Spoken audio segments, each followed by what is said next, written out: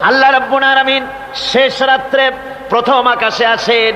হাদিস শরীফে এসেছে প্রথম আকাশে আল্লাহ রাব্বুল আলামিন এসে দুনিয়ার মানুষকে ডাকেন, কে আছো? গুনাহ করে জীবন বোঝাই করে ফেলেছো, নাফরমানি করেছো, গুনাহ করেছো, অথবা বিপদে পড়েছো, ঋণগ্রস্ত হয়ে পড়েছো, অসুবিধায় পড়েছো, মামলা মকদ্দমায় পড়েছো, আমার কাছে মাপ চাও, আমার কাছে সাহায্য চাও। এই সময় যে সমস্ত বান্দারা আরামের ঘুমকে হারাম করে আল্লাহর দরবারে কাঁদতে থাকে, তাহাজ্জুদের নামাজ আদায় করে যখন হাত তুলে কাঁদে, আল্লাহ পাক তখন এই দৃশ্য দেখে ফেরেশতাদের বলেন, ও আমার ফেরেশতারা, আমার ওই বান্দাগুলি কাঁদে কেন? সমস্ত মানুষ যখন ঘুমানো, এই বান্দাগুলি কাঁদে কেন বলো? ফেরেশতারা বলে, আল্লাহ তুমি তো ভালো করে জানো। ফেরেশতারা বলে, আল্লাহ পাক বলবেন, তবুও তোমাদের মুখ থেকে শুনতে চাই। ফেরেশতারা তখন বলবে, রব্বুল আলামিন তোমার বান্দা গুনাহ করেছে, জাহান্নামের ভয়তে তোমার কাছে কাঁদতেছে, তোমার ভয়তে কাঁদে, জাহান্নামের ভয়তে কাঁদে। আল্লাহ জিজ্ঞেস করেন, ফেরেশতারা ওরা যে আমার ভয়তে কাঁদে, ওরা কি আমারে দেখছে নাকি? ফেরেশতারা বলেন, না খোদা তোমারে দেখে নাই। আল্লাহ পাক বলেন, ওরা আমার যে জাহান্নামের ভয়তে কাঁদে, ওই জাহান্নাম তারা দেখেছে নাকি? ফেরেশতারা বলে, না আল্লাহ তোমার জাহান্নাম ওরা দেখে নাই, তোমার বেহেশত কিছুই দেখে নাই।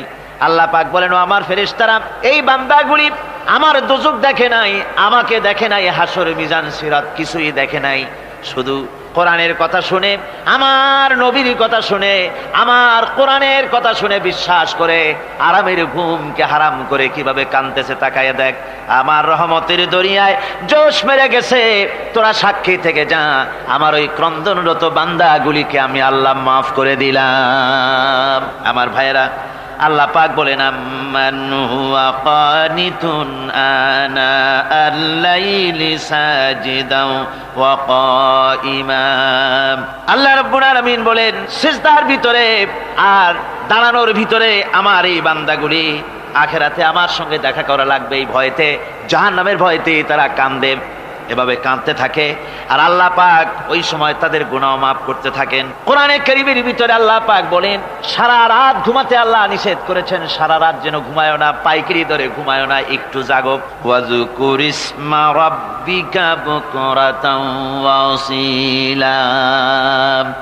সকাল এবং সন্ধ্যায় তোমার প্রভুর, তোমার রবের জিকির করো, স্মরণ করো। وَمِنَ اللَّيْلِ فَاسْجُدْ لَهُ وَسَبِّحْهُ لَيْلًا طَوِيلًا। তোমার রাতের বেলায় রাতের একটা অংশ সেজদায় অবনত হও, আর রাতের দীর্ঘ সময় ঘুমায় থেকো না, হয় একটা লম্বা সময় ঘুমাও, কিন্তু একটা অংশ রাখো যে সময় তুমি আমার দরবারে সেজদায় পড়ে যাবে, কাঁদবে। আমার বন্ধুগণ, রাতটা ওয়াজআলনাল লাইলা সুবাতা, আল্লাহ রাব্বুল আলামিন ওয়াজআলনা সুবাতা ওয়াজআলনান নাওমা সুবাতা ওয়াজআলনাল লাইলা লিবাসা, ঘুমকে বানাইছেন আল্লাহ শান্তির বাহন, আর রাতকে করেছেন আচ্ছাদন। রাতকে কি করেছেন? আচ্ছাদন। রাতকে একটা পর্দা লাগিয়ে দিয়েছেন, রাতের পর্দা। যেহেতু প্রেম ভালোবাসা ঢোল পিটায় করা যায় না, ঢোল পিটায় প্রেম করা যায় যায় না, মানুষকে দেখায় দেখায় প্রেম ভালোবাসা করা যায় না। এটা হলো দুনিয়ার রীতিনীতি, দুনিয়ায় যেটা মানুষেরা করে। আসল সবচাইতে বড় ভালোবাসার পাত্র হলেন আল্লাহ, মাসুক হলেন আল্লাহ, আশেক হলো মানুষ। আশেক এবং মাসুকের ভিতরে প্রেম বিনিময় হবে, ভালোবাসার আদান প্রদান হবে, কথোপকথন হবে। এজন্য দিনের কোলাহল পূর্ণ অবস্থায় তা হয় না বলে রব্বুল আলামিন বলেন, আমি তোমাদের জন্য রাতকে একটা আচ্ছাদন, একটা পর্দা বানায় দিয়েছি। এই রাতের পর্দার ভিতরে থেকে আমারে ডাকো, আমাকে, আমার কাছেই তুমি আমাকে ডাকো, একটা লম্বা সময় নিয়ে আমাকে বলতে থাকো, আমাকে ডাকতে থাকো। আল্লাহ পাক তার নবীকেও বলেছেন, ইয়া আইয়ুহাল মুযাম্মিলু কুমিল লাইলা ইল্লা কালিলা। হে চাদর আচ্ছাদিত ব্যক্তি, রাত্রিকালে সালাতে দণ্ডায়মান থাকো, কিন্তু কম, সারা রাত জাগার দরকার নেই। একটা অংশ জাগো, যখন তুমি আমার জন্য কাঁদবে, আমার জন্য সেজদায় পড়ে থাকবে। সাহাবায়ে কেরামদের সঙ্গে রোমকদের লড়াই হতেছে, রোমক সৈন্যরা যুদ্ধে জিততে পারতেছে না কিছুতেই। এরপরে তারা গোয়েন্দা বিভাগের লোক পাঠায় দিল, এদের সঙ্গে জিততে পারি না কেন, একটু খুঁজে দেখে আসো রাত্রে এরা করেটা কি। গোয়েন্দা বিভাগের লোক সারা রাত ঘুরে ঘুরে তারপরে সে রিপোর্ট করলো।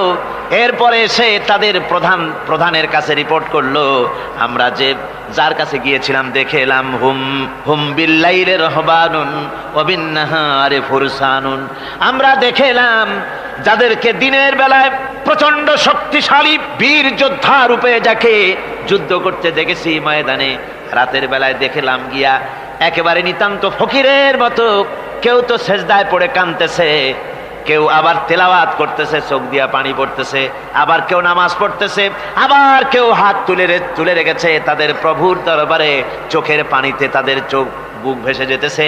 সারাটা রাত তেলাওয়াত আর সেজদা আর নামাজের মধ্যে তারা এভাবে কাটিয়ে দিয়েছে। সেনাপতি এই রিপোর্ট শোনার পরে বললেন, ও গোয়েন্দা বিভাগের লোকেরা, আমার রোমক সৈন্যরা শোনো, যে জাতির নৈতিক মান এত উচ্চে, ওই জাতির সঙ্গে যুদ্ধ করা মানে আমাদের আত্মহত্যা করার শামিল। এদের সাথে কিছুতেই আমাদের পক্ষে পারা সম্ভব না। হ্যাঁ, এদের সাথে পারা যাবে যদি এই সম্পর্ক নষ্ট করে দেওয়া যায়।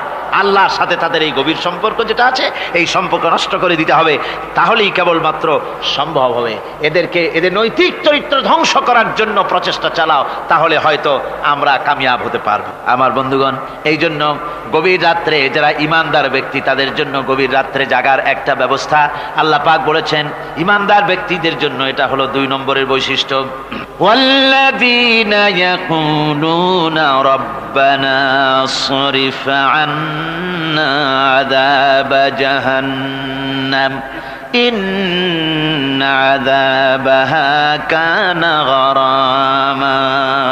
রহমানের বান্দার, খাঁটি বান্দার 3 নম্বরের বৈশিষ্ট্য হচ্ছে তারা আল্লাহ রব্বুল আলামিনের দরবারে হাত তুলে ফরিয়াদ জানায়, আল্লাহর কাছে মোনাজাত করে, আল্লাহ রব্বুল আলামিনকে বলে, আয় আল্লাহ, হে আমার প্রভু, আয় আমার রব, জাহান্নামের আগুন থেকে দয়া করে আমারে বাঁচাও। জোরে বলেন আমিন, জোরে বলেন আমিন। জাহান্নামের বর্ণনা আমরা এই মাহফিলে করেছি, করি নাই? মনে আছে? দারুণ কঠিন জায়গা, অত্যন্ত কঠিন জায়গা, মারাত্মক জায়গা জাহান্নাম। ওই জাহান্নামের জন্য আল্লাহর কাছে কাঁদতে হবে, মাপ চাইতে হবে জাহান্নাম থেকে। মুমিন ব্যক্তির 3 নম্বরের বৈশিষ্ট্যই তাই। সে বলবে, রব্বানা সরিফ আন্না আযাবা জাহান্নাম ইন্না আযাবাহা কানা গরামা। আয় আল্লাহ, তোমার জাহান্নামের শাস্তি থেকে তোমার কাছে মাপ চাই। আল্লাহ পাক বলেন, এই জাহান্নামের শাস্তি বড়ই প্রাণান্তকার হবে। ইন্নাহা সাআত মুস্তাকাররান ওয়া মুকামা। জাহান্নাম হচ্ছে অবস্থানের জন্য অত্যন্ত নিকৃষ্ট, খুবই খারাপ জায়গা এই জাহান্নাম। কিন্তু মুসলমানদের অবস্থাটা ভিন্ন। মুসলমানেরা নেক আমল করে, ইবাদত বন্দি করে, তা সত্ত্বেও তার কলিজা কাঁপতে থাকে। সুবহানাল্লাহ, তার কলিজা কাঁপতে থাকে যে আমি যে ইবাদত করছি, এই ইবাদত আল্লাহর দরবারে মঞ্জুর হচ্ছে কিনা। এই জন্য তার মন কাঁদতে থাকে। সে আমলের উপর নির্ভর করে থাকে না, সে আল্লাহর দয়ার উপরে নির্ভর করে। কিসের উপরে নির্ভর করে? আল্লাহর দয়া, আল্লাহর রহমতের উপরে নির্ভর করে।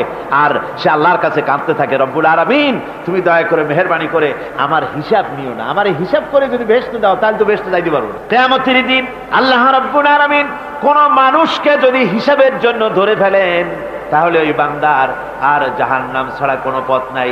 এই জন্য আল্লাহ শিখায় দিয়েছেন, বান্দা দোয়া কর, ওয়া আদখিলনাল জান্নাতা বিগাইরি হিসাব।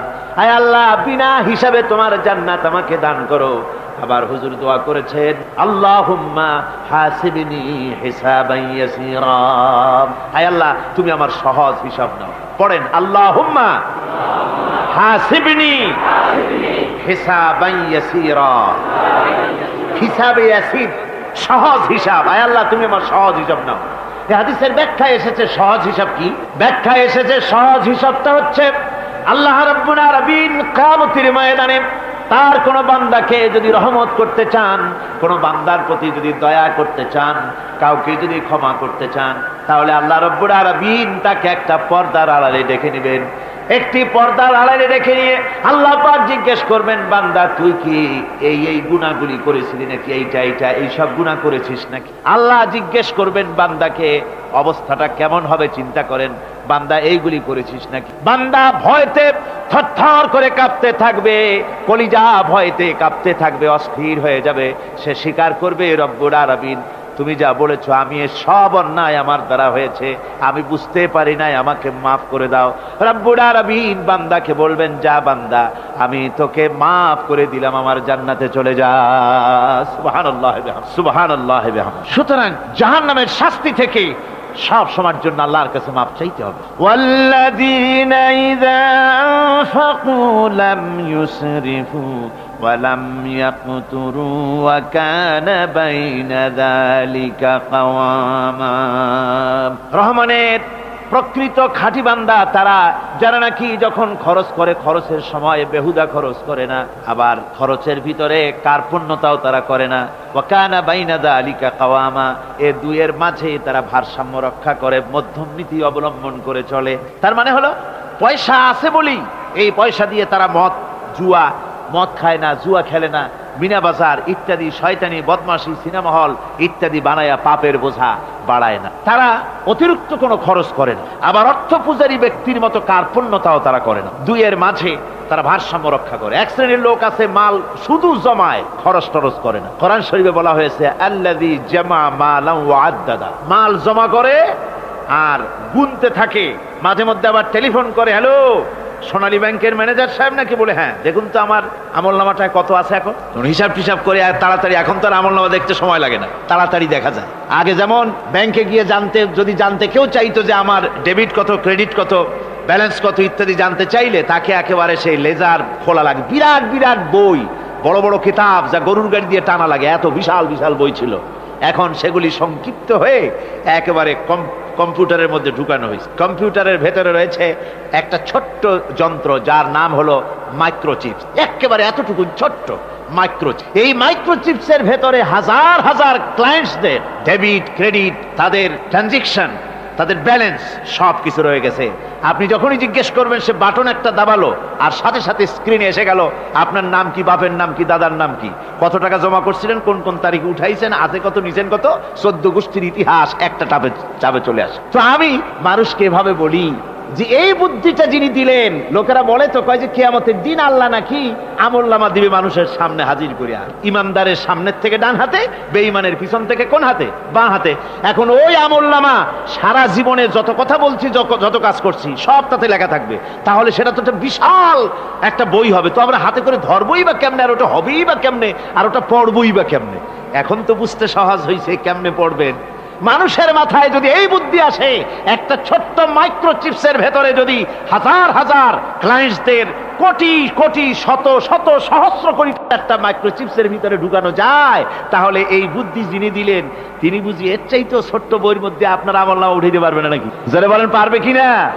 নিশ্চয়ই পারবেন, হাজার বার পারবে বন্ধুগণ। সুতরাং এরা মাল জমা করে আর গোনে, জিজ্ঞেস করে ম্যানেজার সাহেব কত হয়েছে, বলে যে এত লক্ষ এত, তখন আবার চিন্তা হয় যে আরো কত টাকা জমাইতে পারলে কোটি হয়, তারপরে আরো 200 কোটি হয়, এভাবে তারা জমাইতে থাকে, খরচ করে না। তো এ ব্যাপারে সন্তানের জন্য, সন্তানদের জন্য খরচ যেটা লাগে সেটা স্ত্রী পুত্র সন্তান আত্মীয় স্বজন যে আছে যা, তাদের জন্য যে পরিমাণ খরচ করা লাগে তা যদি না করে তাহলে এটা হচ্ছে বখিলি। আর খরচ করতে গিয়ে যদি বেশি করে তাহলে সেটা হচ্ছে বেহুদা খরচ। এখন এই বেহুদা খরচ থেকে আমাদেরকে বাঁচতে বলা হয়েছে। বিষয়টা হচ্ছে নিজের আত্মীয় স্বজন সন্তান সন্ততির জন্য খরচ করতে হবে যা লাগে তাই, আর আল্লাহর রাস্তায় যখন দেওয়ার কথা আসে তখন প্রাণ খুলে দান করতে হবে। দেখেন লোকেরা যখন আল্লাহর রাস্তায় দান করতে বলা হয় পকেটের মধ্যে হাত দিয়ে তারপর আঙ্গুল অনেক সময় কষাকষি করে। একজনে জিজ্ঞেস করলাম, মিয়া পয়সা দিবাতে এত পকেটে হাত রাখিয়া বাইরে করো না মোটে? কয় যে ঘষে দেখতেছি শিখি না 10 পাই। তাহলে এইভাবে আল্লাহর রাস্তায় দেওয়ার সময় এই যে কার্পণ্যতা, এই কার্পণ্যতা মানুষকে তাকে শেষ করে দেয়, তার ঈমানকে নষ্ট করে দেয়। আর পয়সা আছে বলে বেশি খরচ করতে হবে, যেমন বিবাহে লোকেরা খরচ করে আমাদের দেশে, কোরবানি করতে গিয়ে খরচ করে। হ্যাঁ, কোরবানি করবেন, আপনি ভালো একটা কোরবানি করবেন, আপনার পয়সা যেমন আছেন তেমন, কিন্তু 50,000 টাকা দাম দিয়ে একটা গরু কিনা সেই গরুর গলায় মালা দিয়া এরপরে সারা শহরে প্রদর্শনী করতে হবে, এর কোনো যুক্তি নাই। আছে কোনো যুক্তি? যদি তা হয় তাহলে ওই গরু যিনি কেনেন তারও গলায় মালাই দিয়ে দুজনে একসাথেই ঘুরানো দরকার, বুঝলেন? আমার বন্ধুগণ, আপনি কোরবানি করবেন, কোরবানি আপনার 10,000 টাকায় হয়ে যেতে পারে, 15,000 টাকায় হয়ে যেতে পারে, বাকি টাকাগুলি আল্লাহর রাস্তায় খয়রাত করে দেন। কত গরিব আত্মীয় আছে তাদের দিয়ে দেন। 50,000 টাকা দিয়ে বিরাট বাজারের সেরা গরু খরিদ করে কোরবানি দিচ্ছেন, অর্থটা কি? মানুষকে দেখাচ্ছেন আল্লাহর দরবারের গোশত যাবে না, চামড়া যাবে না, রক্ত যাবে না, যাবে আপনার নিয়ত। কি যাবে? নিয়ত। সুতরাং আল্লাহর রাস্তায় যখন খরচ করবেন সেই খরচ করার ব্যাপারে তখনও নিয়তটা দেখতে হবে। হালাল পথে খরচ করতে গেলেও নিয়তটা দেখতে হবে, এবং তখনও বেহুদা খরচ করা যাবে না। বিবাহে যেভাবে খরচ আজকাল করে মানুষেরা, হুজুর সাল্লাল্লাহু আলাইহি ওয়াসাল্লাম বলেছেন যে বিবাহে যত খরচ কম সেই বিবাহ তত বরকতপূর্ণ।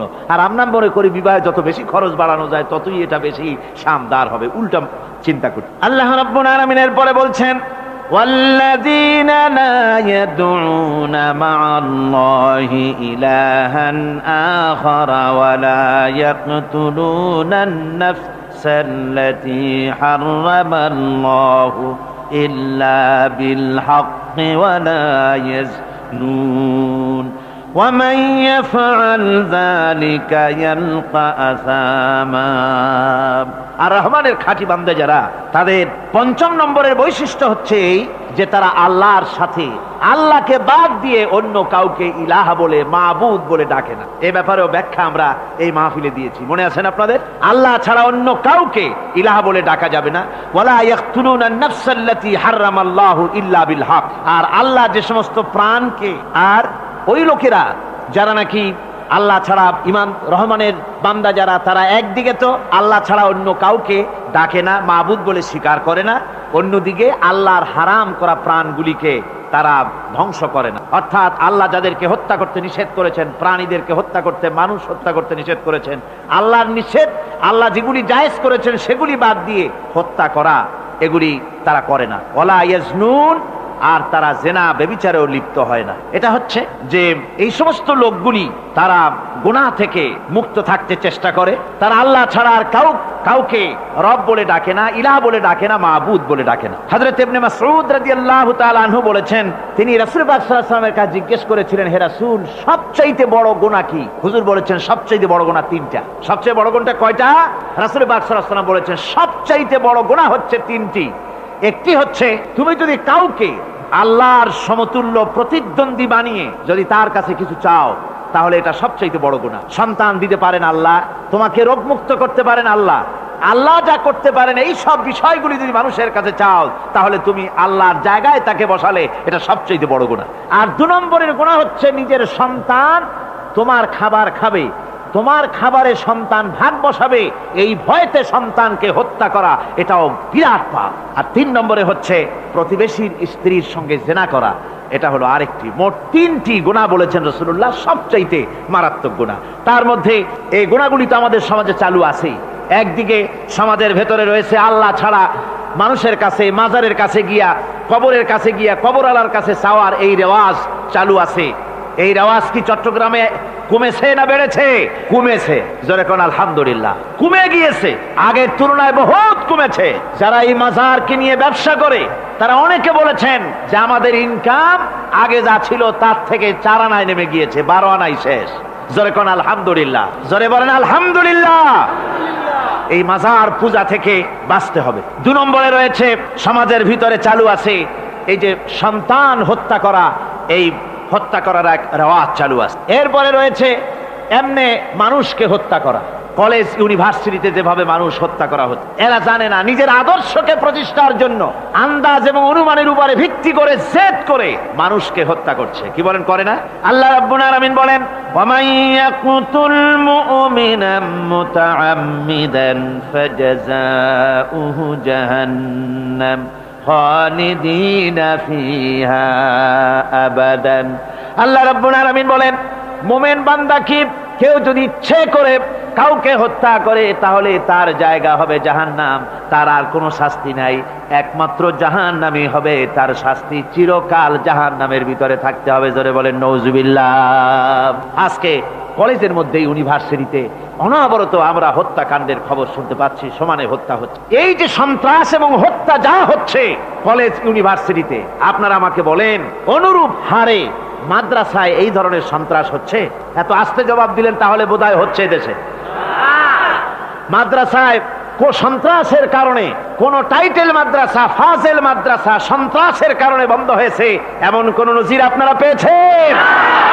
পান নাই। কেন পান? কলেজ বন্ধ হচ্ছে, ইউনিভার্সিটি বন্ধ হচ্ছে, সন্ত্রাসের কারণে। মাদ্রাসা বন্ধ হয় না কেন? তার কারণ হচ্ছে কলেজ ইউনিভার্সিটিতে কোরআন পড়ানো হয় না, হাদিস পড়ানো হয় না, তাই তারা হত্যা করলে কি পাপ হয় তাও জানে না।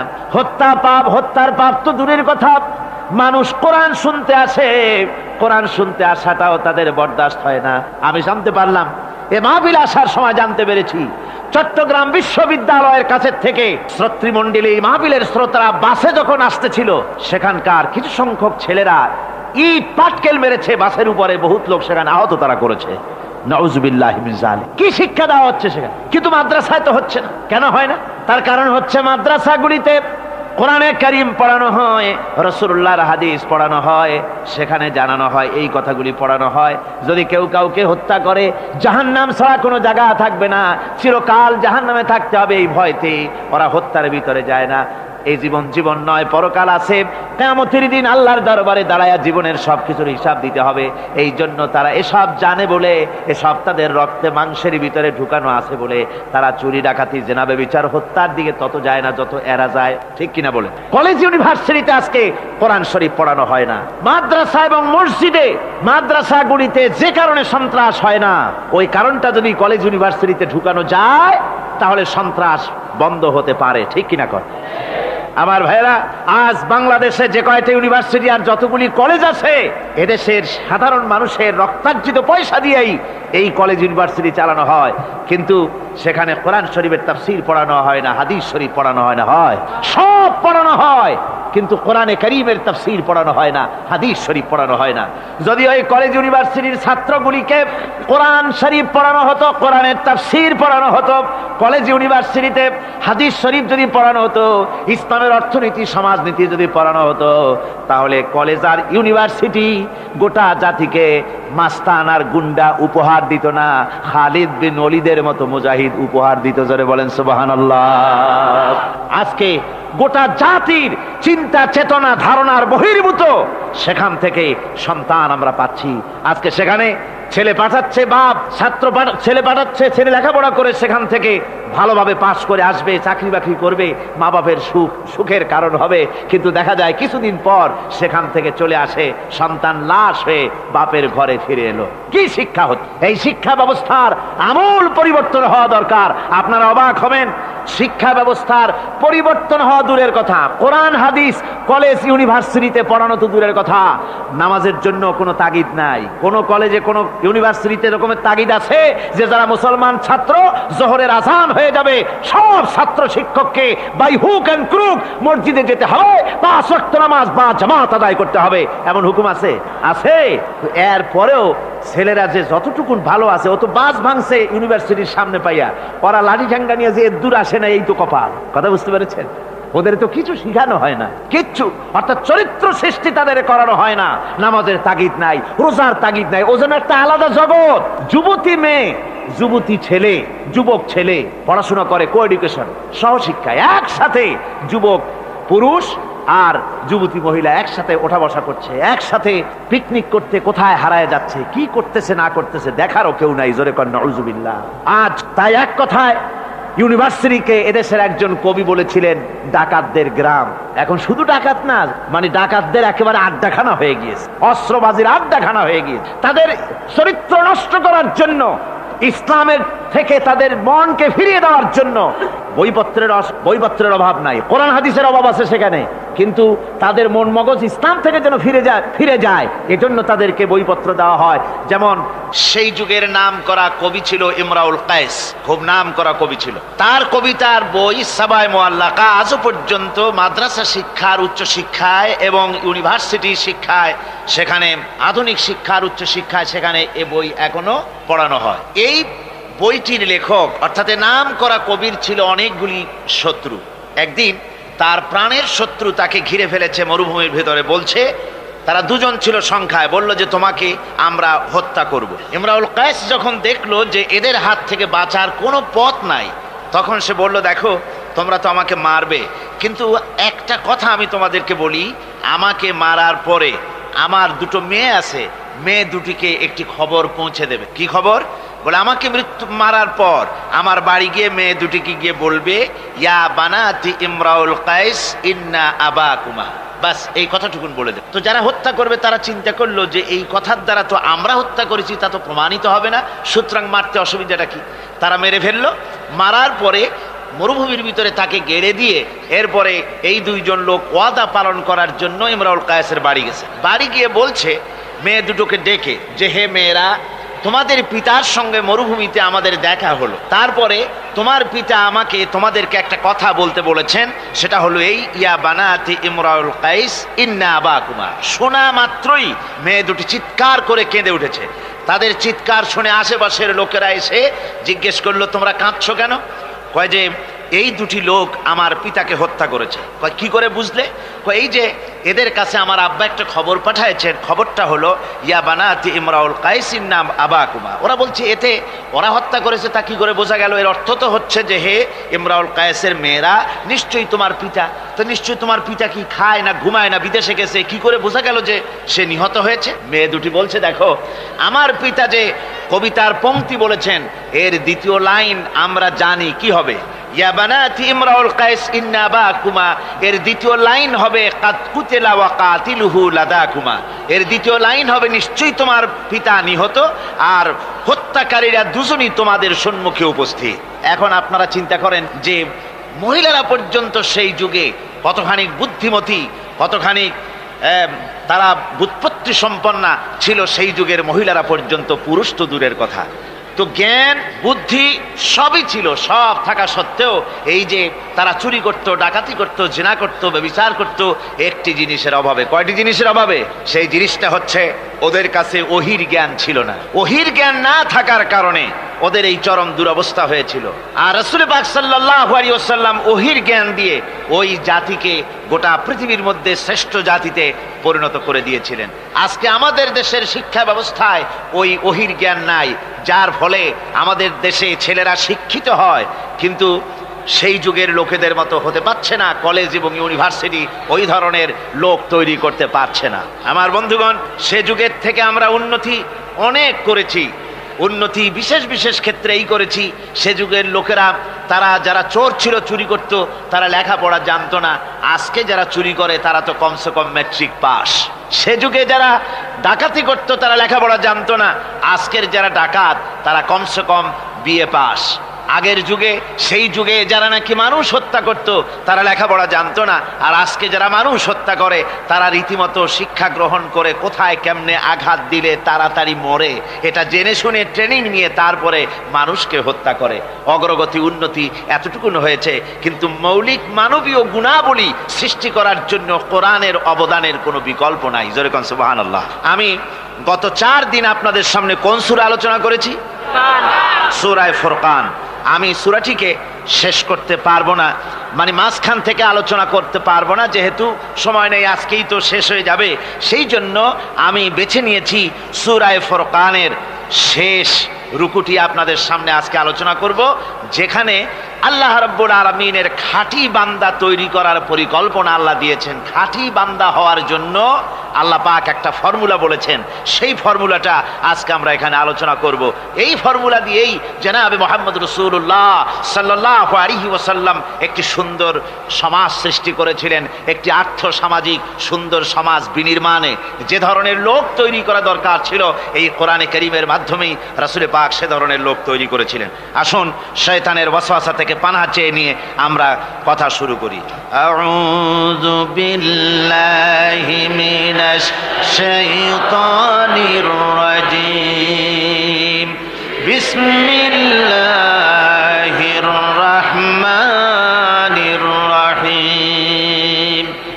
মুফিজুর রহমান সাহেব আমাকে খবর দিলেন, ওনার কাছে খবর এসেছে যে মানুষ ভিড়ে এবং চাপে শ্বাসরুদ্ধ হয়ে মরে যাওয়ার উপক্রম হয়ে যাচ্ছে বিভিন্ন জায়গায়। তা আমি আপনাদেরকে অনুরোধ করব, যিনি যেখানে আছেন সামনের দিকে বাড়ার কোনো চেষ্টা করবেন না। রাস্তায় থাকেন, ড্রেনের পাশে থাকেন, গাছের উপরে থাকেন, ছাদের উপরে থাকেন, যেখানে থাকেন সেখানে বসে পড়েন। রাস্তা তো ট্রাফিক বন্ধ করে দেওয়া হয়েছে, গাড়ি ঘোড়া এসব রাস্তায়, এ মাহফিলের চারদিকের সমস্ত রাস্তার গাড়ি ঘোড়া বন্ধ করে দেওয়া হয়েছে। ফলে আপনারা রাস্তার উপরে বসে পড়েন, দাঁড়িয়ে থাকবেন না। দাঁড়াতে গেলেই মানুষের চাপে হেলাদোলা করবেন, পড়ে যাবেন, হাত পা ভেঙে যাওয়ার প্রাণান্তকার দশা হওয়ার সম্ভাবনা হবে। সুতরাং আমি সকলকে অনুরোধ করছি, মেহেরবানি করে কোরআনের সম্মানে, এ মাহফিলের সম্মানে আপনারা যার যার জায়গায় বসে পড়েন। কেউ দাঁড়িয়ে থাকবেন না, আর মোটেই চাপাচাপি করবেন না, কেউ কথা বলবেন না, আর দাঁড়াবেনও না। শয়তানের ওয়াসওয়াসা থেকে পানাহ চেয়ে পরম করুণাময় আল্লাহ রাব্বুল আলামিনের নামে শুরু করছি। تبارك الذي جعل في السماء بروجا وجعل فيها سراجا وقمرا منيرا وهو الذي جعل الليل والنهار خلفة لمن أراد أن يذكر أو أراد شكورا صدق الله العظيم। অতীব বরকতশালী সেই মহান সত্তা যিনি আকাশ সমূহকে বুর্জ সমূহ দিয়ে যিনি সংস্থাপন করেছেন, বুর্জ স্থাপন করেছেন এবং তাতে একটি প্রদীপ স্থাপন করেছেন আর আলোকমণ্ডিত এক উজ্জ্বল চাঁদ স্থাপন করেছেন। ওয়াহুয়াল্লাযী জাআলাল লাইলা ওয়ান নাহারা খিলফা, আর তিনি রাত এবং দিনকে পরস্পরের স্থলাভিষিক্ত বানিয়েছেন। লিমান আরাদা আন ইয়াযাক্কারা আও আরাদা শুকুরা, তাদের জন্য যারা এর থেকে উপদেশ অর্জন করতে চায়, জ্ঞান লাভ করতে চায় এবং শুকর আদায় করতে চায়। শুকর আদায়কারীর জন্য, জ্ঞান অন্বেষণকারীদের জন্য আল্লাহ পাক এগুলি করেছেন। এখানে বুর্জ শব্দের অর্থ হচ্ছে প্রাসাদ বা সুদৃঢ় স্থাপত্য। প্রাচীন খগোল বিজ্ঞানে বুর্জ বলা হতো সেই 12টি কক্ষপথকে। কোন মুফাসসির এই বুর্জকে বলেছেন গ্রহকে বুর্জ হিসাবে তারা ব্যাখ্যা করেছেন।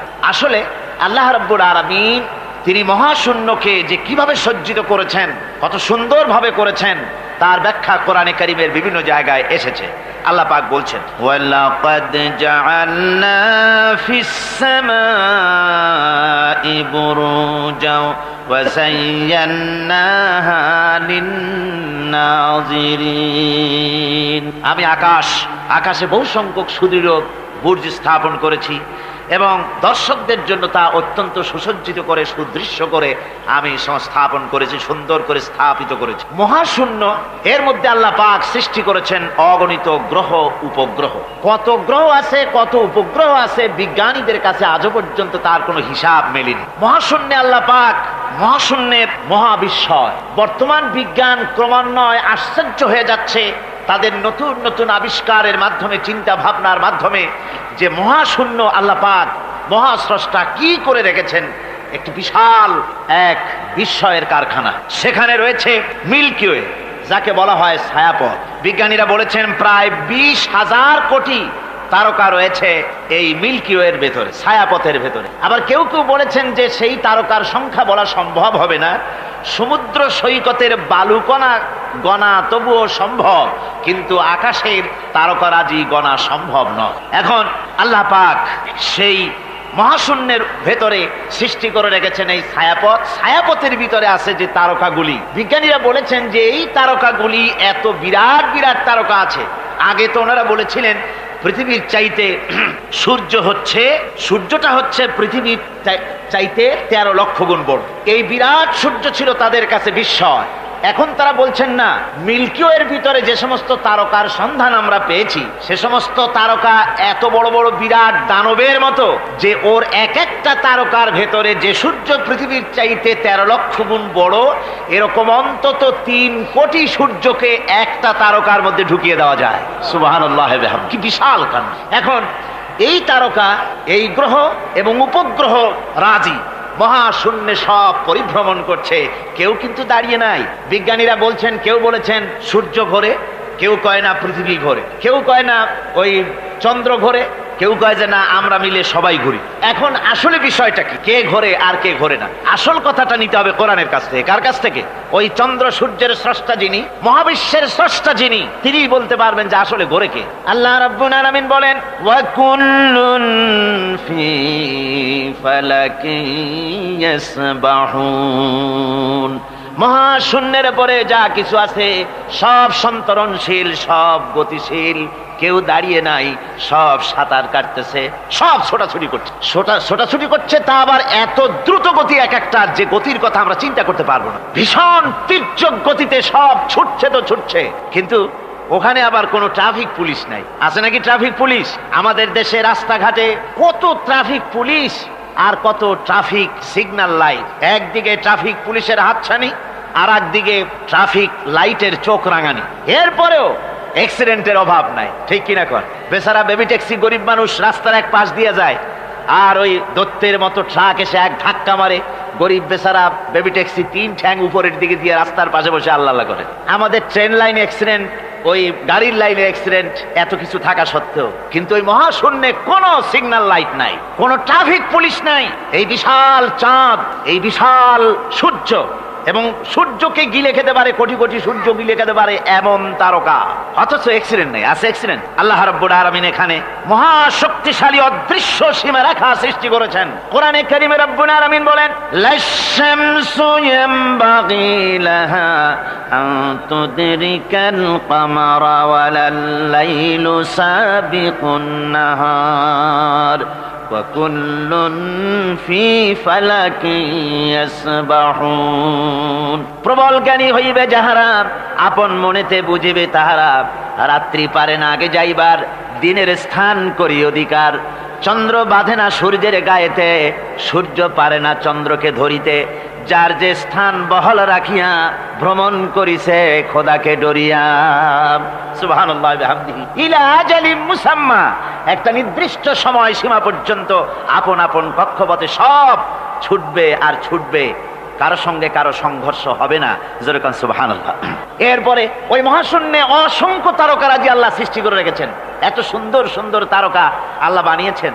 আল্লাহ রাব্বুল আলামিন বলেন, ওয়ালাকাদ যায়্যানাস সামাআদ দুনিয়া বিমাসাবিহা ওয়া জাআলনাহা রুজুমান লিশ-শায়াতিন।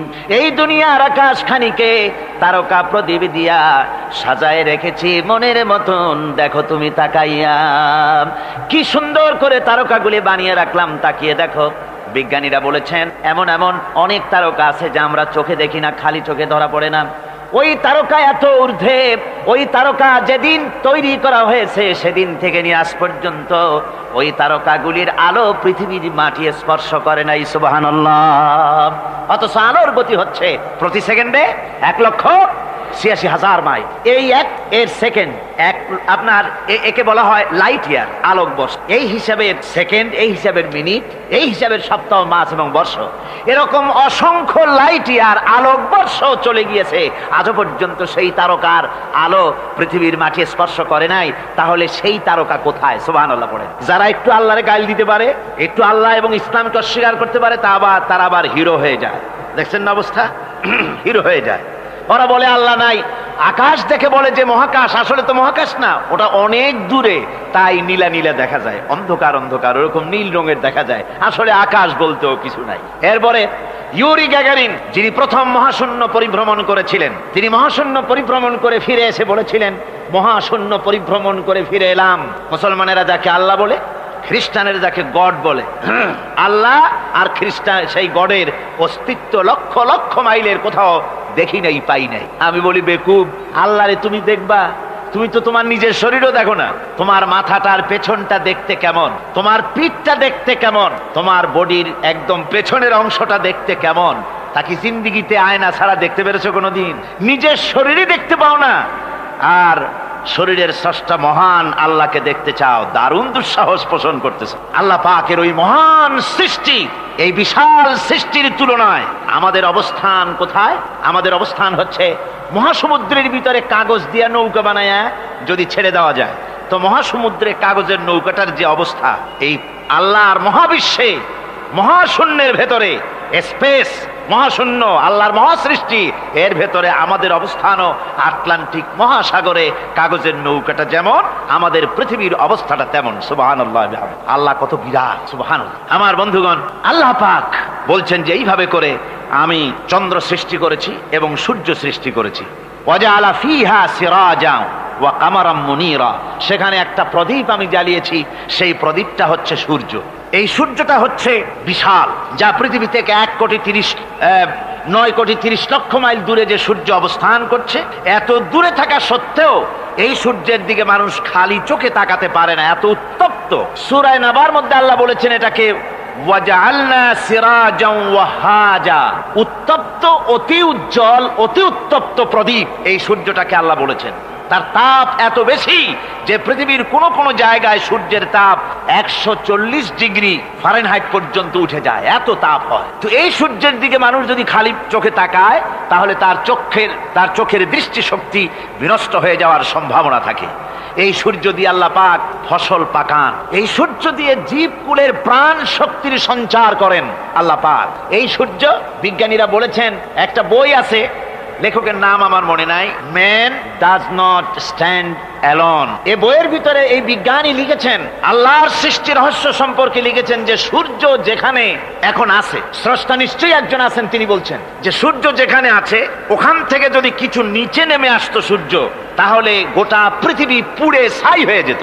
আর যেখানে আছে ওখান থেকে যদি কিছু উপরে উঠে যেত, গোটা পৃথিবী হিম শীতলতায় গোটা পৃথিবী ফ্রিজ হয়ে যেত। অথচ একটা মাপা একটা জায়গায় আল্লাহ পাক এই সূর্যকে রেখেছেন, সুবহানাল্লাহ পড়েন। আবার চন্দ্রকেও এমন একটা মেজারমেন্ট করা জায়গায় আল্লাহ রেখেছেন, এই চন্দ্র যদি উপরে উঠে যেত, যেখানে আছে সেখান থেকে গোটা পৃথিবীটা মরুভূমি হয়ে যেত। আর যেখানে আছে সেখান থেকে যদি নিচে নেমে আসতো কিছুটা, তাহলে গোটা পৃথিবী বন্যায় প্লাবনে গোটা পৃথিবী ভেসে চলে যেত। সুবহানাল্লাহ বিহামদিহি। এই চন্দ্রকে আল্লাহ পাক এভাবে রেখেছেন, সূর্যকে এভাবে রেখেছেন। আবার এই সূর্যের রয়েছে অতি বেগুনি রশ্মি, সেই অতি বেগুনি রশ্মি যেন এমন একটা পাওয়ার আছে সূর্যের, যে সূর্যের তাপ যদি পৃথিবীর মানুষ গায়ে লাগে, ওই রশ্মিটা যদি লাগে, সৃষ্টি জগতের ক্যান্সার হবে, সৃষ্টি জগৎ মরে যাবে, বাঁচতে পারবে না, অসুখ করবে। সেজন্য ওজোন স্তর একটা আল্লাহ বানিয়ে রেখেছেন, ওজোন একটা স্তর, যেটাকে বিজ্ঞানীরা এখন বলছেন গ্রিন হাউস এফেক্ট। এই ওজোন স্তরে ফাটল ধরেছে, বিজ্ঞানীরা লক্ষ্য করেছেন ওজোন স্তরে ফাটল ধরে সূর্যের সেই ক্ষতিকারক পাওয়ারটা পৃথিবীর মাটির কাছে চলে আসতেছে। এখন এটাকে ঠেকাবার ব্যবস্থা করা হচ্ছে। আমার বন্ধুগণ, এটা কেন হচ্ছে? আল্লাহ রাব্বুল আলামিন বলেন, ওয়ামা আসাবাকুম মিন মুসিবাতিন ফাবিমা কাসাবাত আইদিকুম। তোমাদের উপরে যত বিপদ আসে, মুসিবত আসে, সব তোমাদের হাতের কামাই করা, দুই হাতের কামাই করা, দু হাত দিয়ে যা কামাই করেছো তার ফল তোমাদের পেতে হচ্ছে। গ্রিন হাউস এফেক্ট কেন হলো? কারণ হচ্ছে আমাদের গাড়ি থেকে যে কার্বন ডাই অক্সাইড, কালো ধোঁয়া আমরা বের করি, আমাদের মিল কল কারখানা থেকে যে চিমনি থেকে কালো ধোঁয়া বের হয়, এগুলিকে শোষণ করার জন্য, এগুলিকে নষ্ট করার জন্য হলো গাছ। গাছ হলে মানুষের বন্ধু। আমরা জনমের মতো গাছ কাটি, লাগাই না। এভাবে করে প্রকৃতির ভারসাম্য আমরা নষ্ট করেছি। আমরা প্রকৃতির ভারসাম্য নষ্ট করবার জন্য ইচ্ছে করে দেশের পাহাড়গুলিকে ধ্বংস করছি। অথচ আল্লাহ পাক বলেছেন, এই পাহাড় পৃথিবীর ভারসাম্য রক্ষার জন্য, প্রকৃতির ভারসাম্যকে রক্ষা করার জন্য আমি পাহাড় সৃষ্টি করেছি। জোরে বলেন সুবহানাল্লাহ। মানুষ এভাবে নিজের সর্বনাশ নিজেই করতেছে। আল্লাহ পাক বলছেন, এভাবে করে আমি সব কিছুকে একটা সুন্দর পদ্ধতি দিয়ে সৃষ্টি করেছি। আর ওই যে আলোকমণ্ডিত চাঁদ, ওই চাঁদ সম্পর্কে প্রশ্ন তুলেছে কাফেরেরা, যে চাঁদটা কি? ওয়ায়াসআলুনাকা আনিল আহিল্লাম কুল হিয়া মাওয়াকিতু লিন্নাস। আল্লাহ রাব্বুল আলামিন বলেন, নবী, আপনাকেই প্রশ্ন করা হয় চাঁদের ক্রমবর্ধমান এবং ক্রমহ্রাস সম্পর্কে, যেটা কি আপনি তাদেরকে বলে দেন। আমি এই চাঁদকে একটা প্রাকৃতিক ক্যালেন্ডার বানায়া, চিরস্থায়ী ক্যালেন্ডার বানিয়ে তাম পৃথিবীর মানুষের জন্য আকাশে ঝুলায় রেখেছি, মহাশূন্যে টানায় রেখেছি, যেন প্রতিদিন রাত্রিবেলায়, দিনের বেলায়, রাতের বেলায় তারা দিন, রাত, মাস, বছর গণনা করতে পারে। এই জন্য বিনা পয়সার একটা ক্যালেন্ডার আমি ঝুলায় রাখছি। জোরে বলেন সুবহানাল্লাহ। এমনি করে চাঁদ এবং সূর্যকে আমি সৃষ্টি করে দিই। আল্লাহ পাক বলেন, وهو الذي جعل الليل والنهار خلفة لمن أراد أن يذكر أو أراد شكورا। আর আমি দিন এবং রাতকে একে পরস্পরের স্থলাভিষিক্ত বানিয়েছি, যারা শুকর আদায় করবে আর যারা এর দ্বারা জ্ঞান অর্জন করবে তাদের জন্য। অর্থাৎ তারা এগুলি দেখে মনে করবে যে এগুলি খালি খালি না। এই যে রাত আসতেছে, দিন আসতেছে, দিন এবং রাত্রের এই যে পরিবর্তনটা, এর মধ্যে রয়েছে নিদর্শন। সূরা আলে ইমরানের মধ্যে আল্লাহ পাক বলেন, ইন্না ফি খালকিস সামাওয়াতি ওয়াল আরদি ওয়া ইখতিলাফিল লাইলি ওয়ান নাহার লাআয়াতিন লিউলিল আলবাব। যারা নিশ্চয়ই আমার এই সৃষ্টি রহস্য সম্পর্কে, দিন এবং রাতের পরিবর্তনের ব্যাপারে যারা চিন্তা করে, গবেষণা করে, তাদের জন্য আমি অনেক কিছু চিন্তার বিষয়ের মধ্যে রেখে দিয়েছি।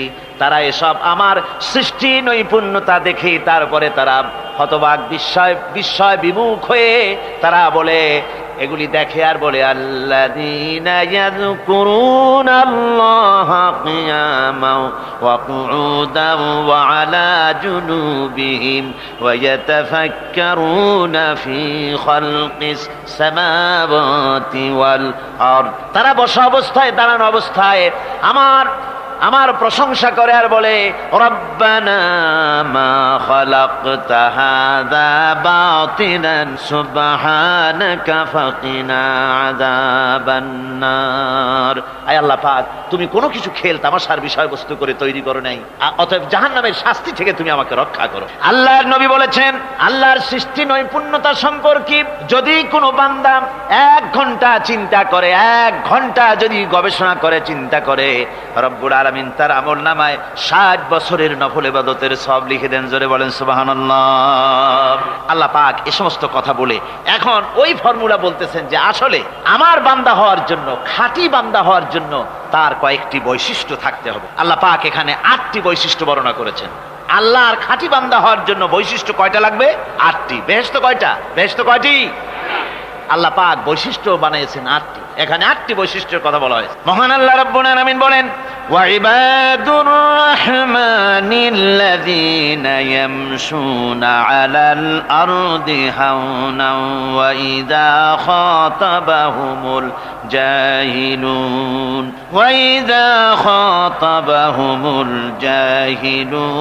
ক্বালু সালামা।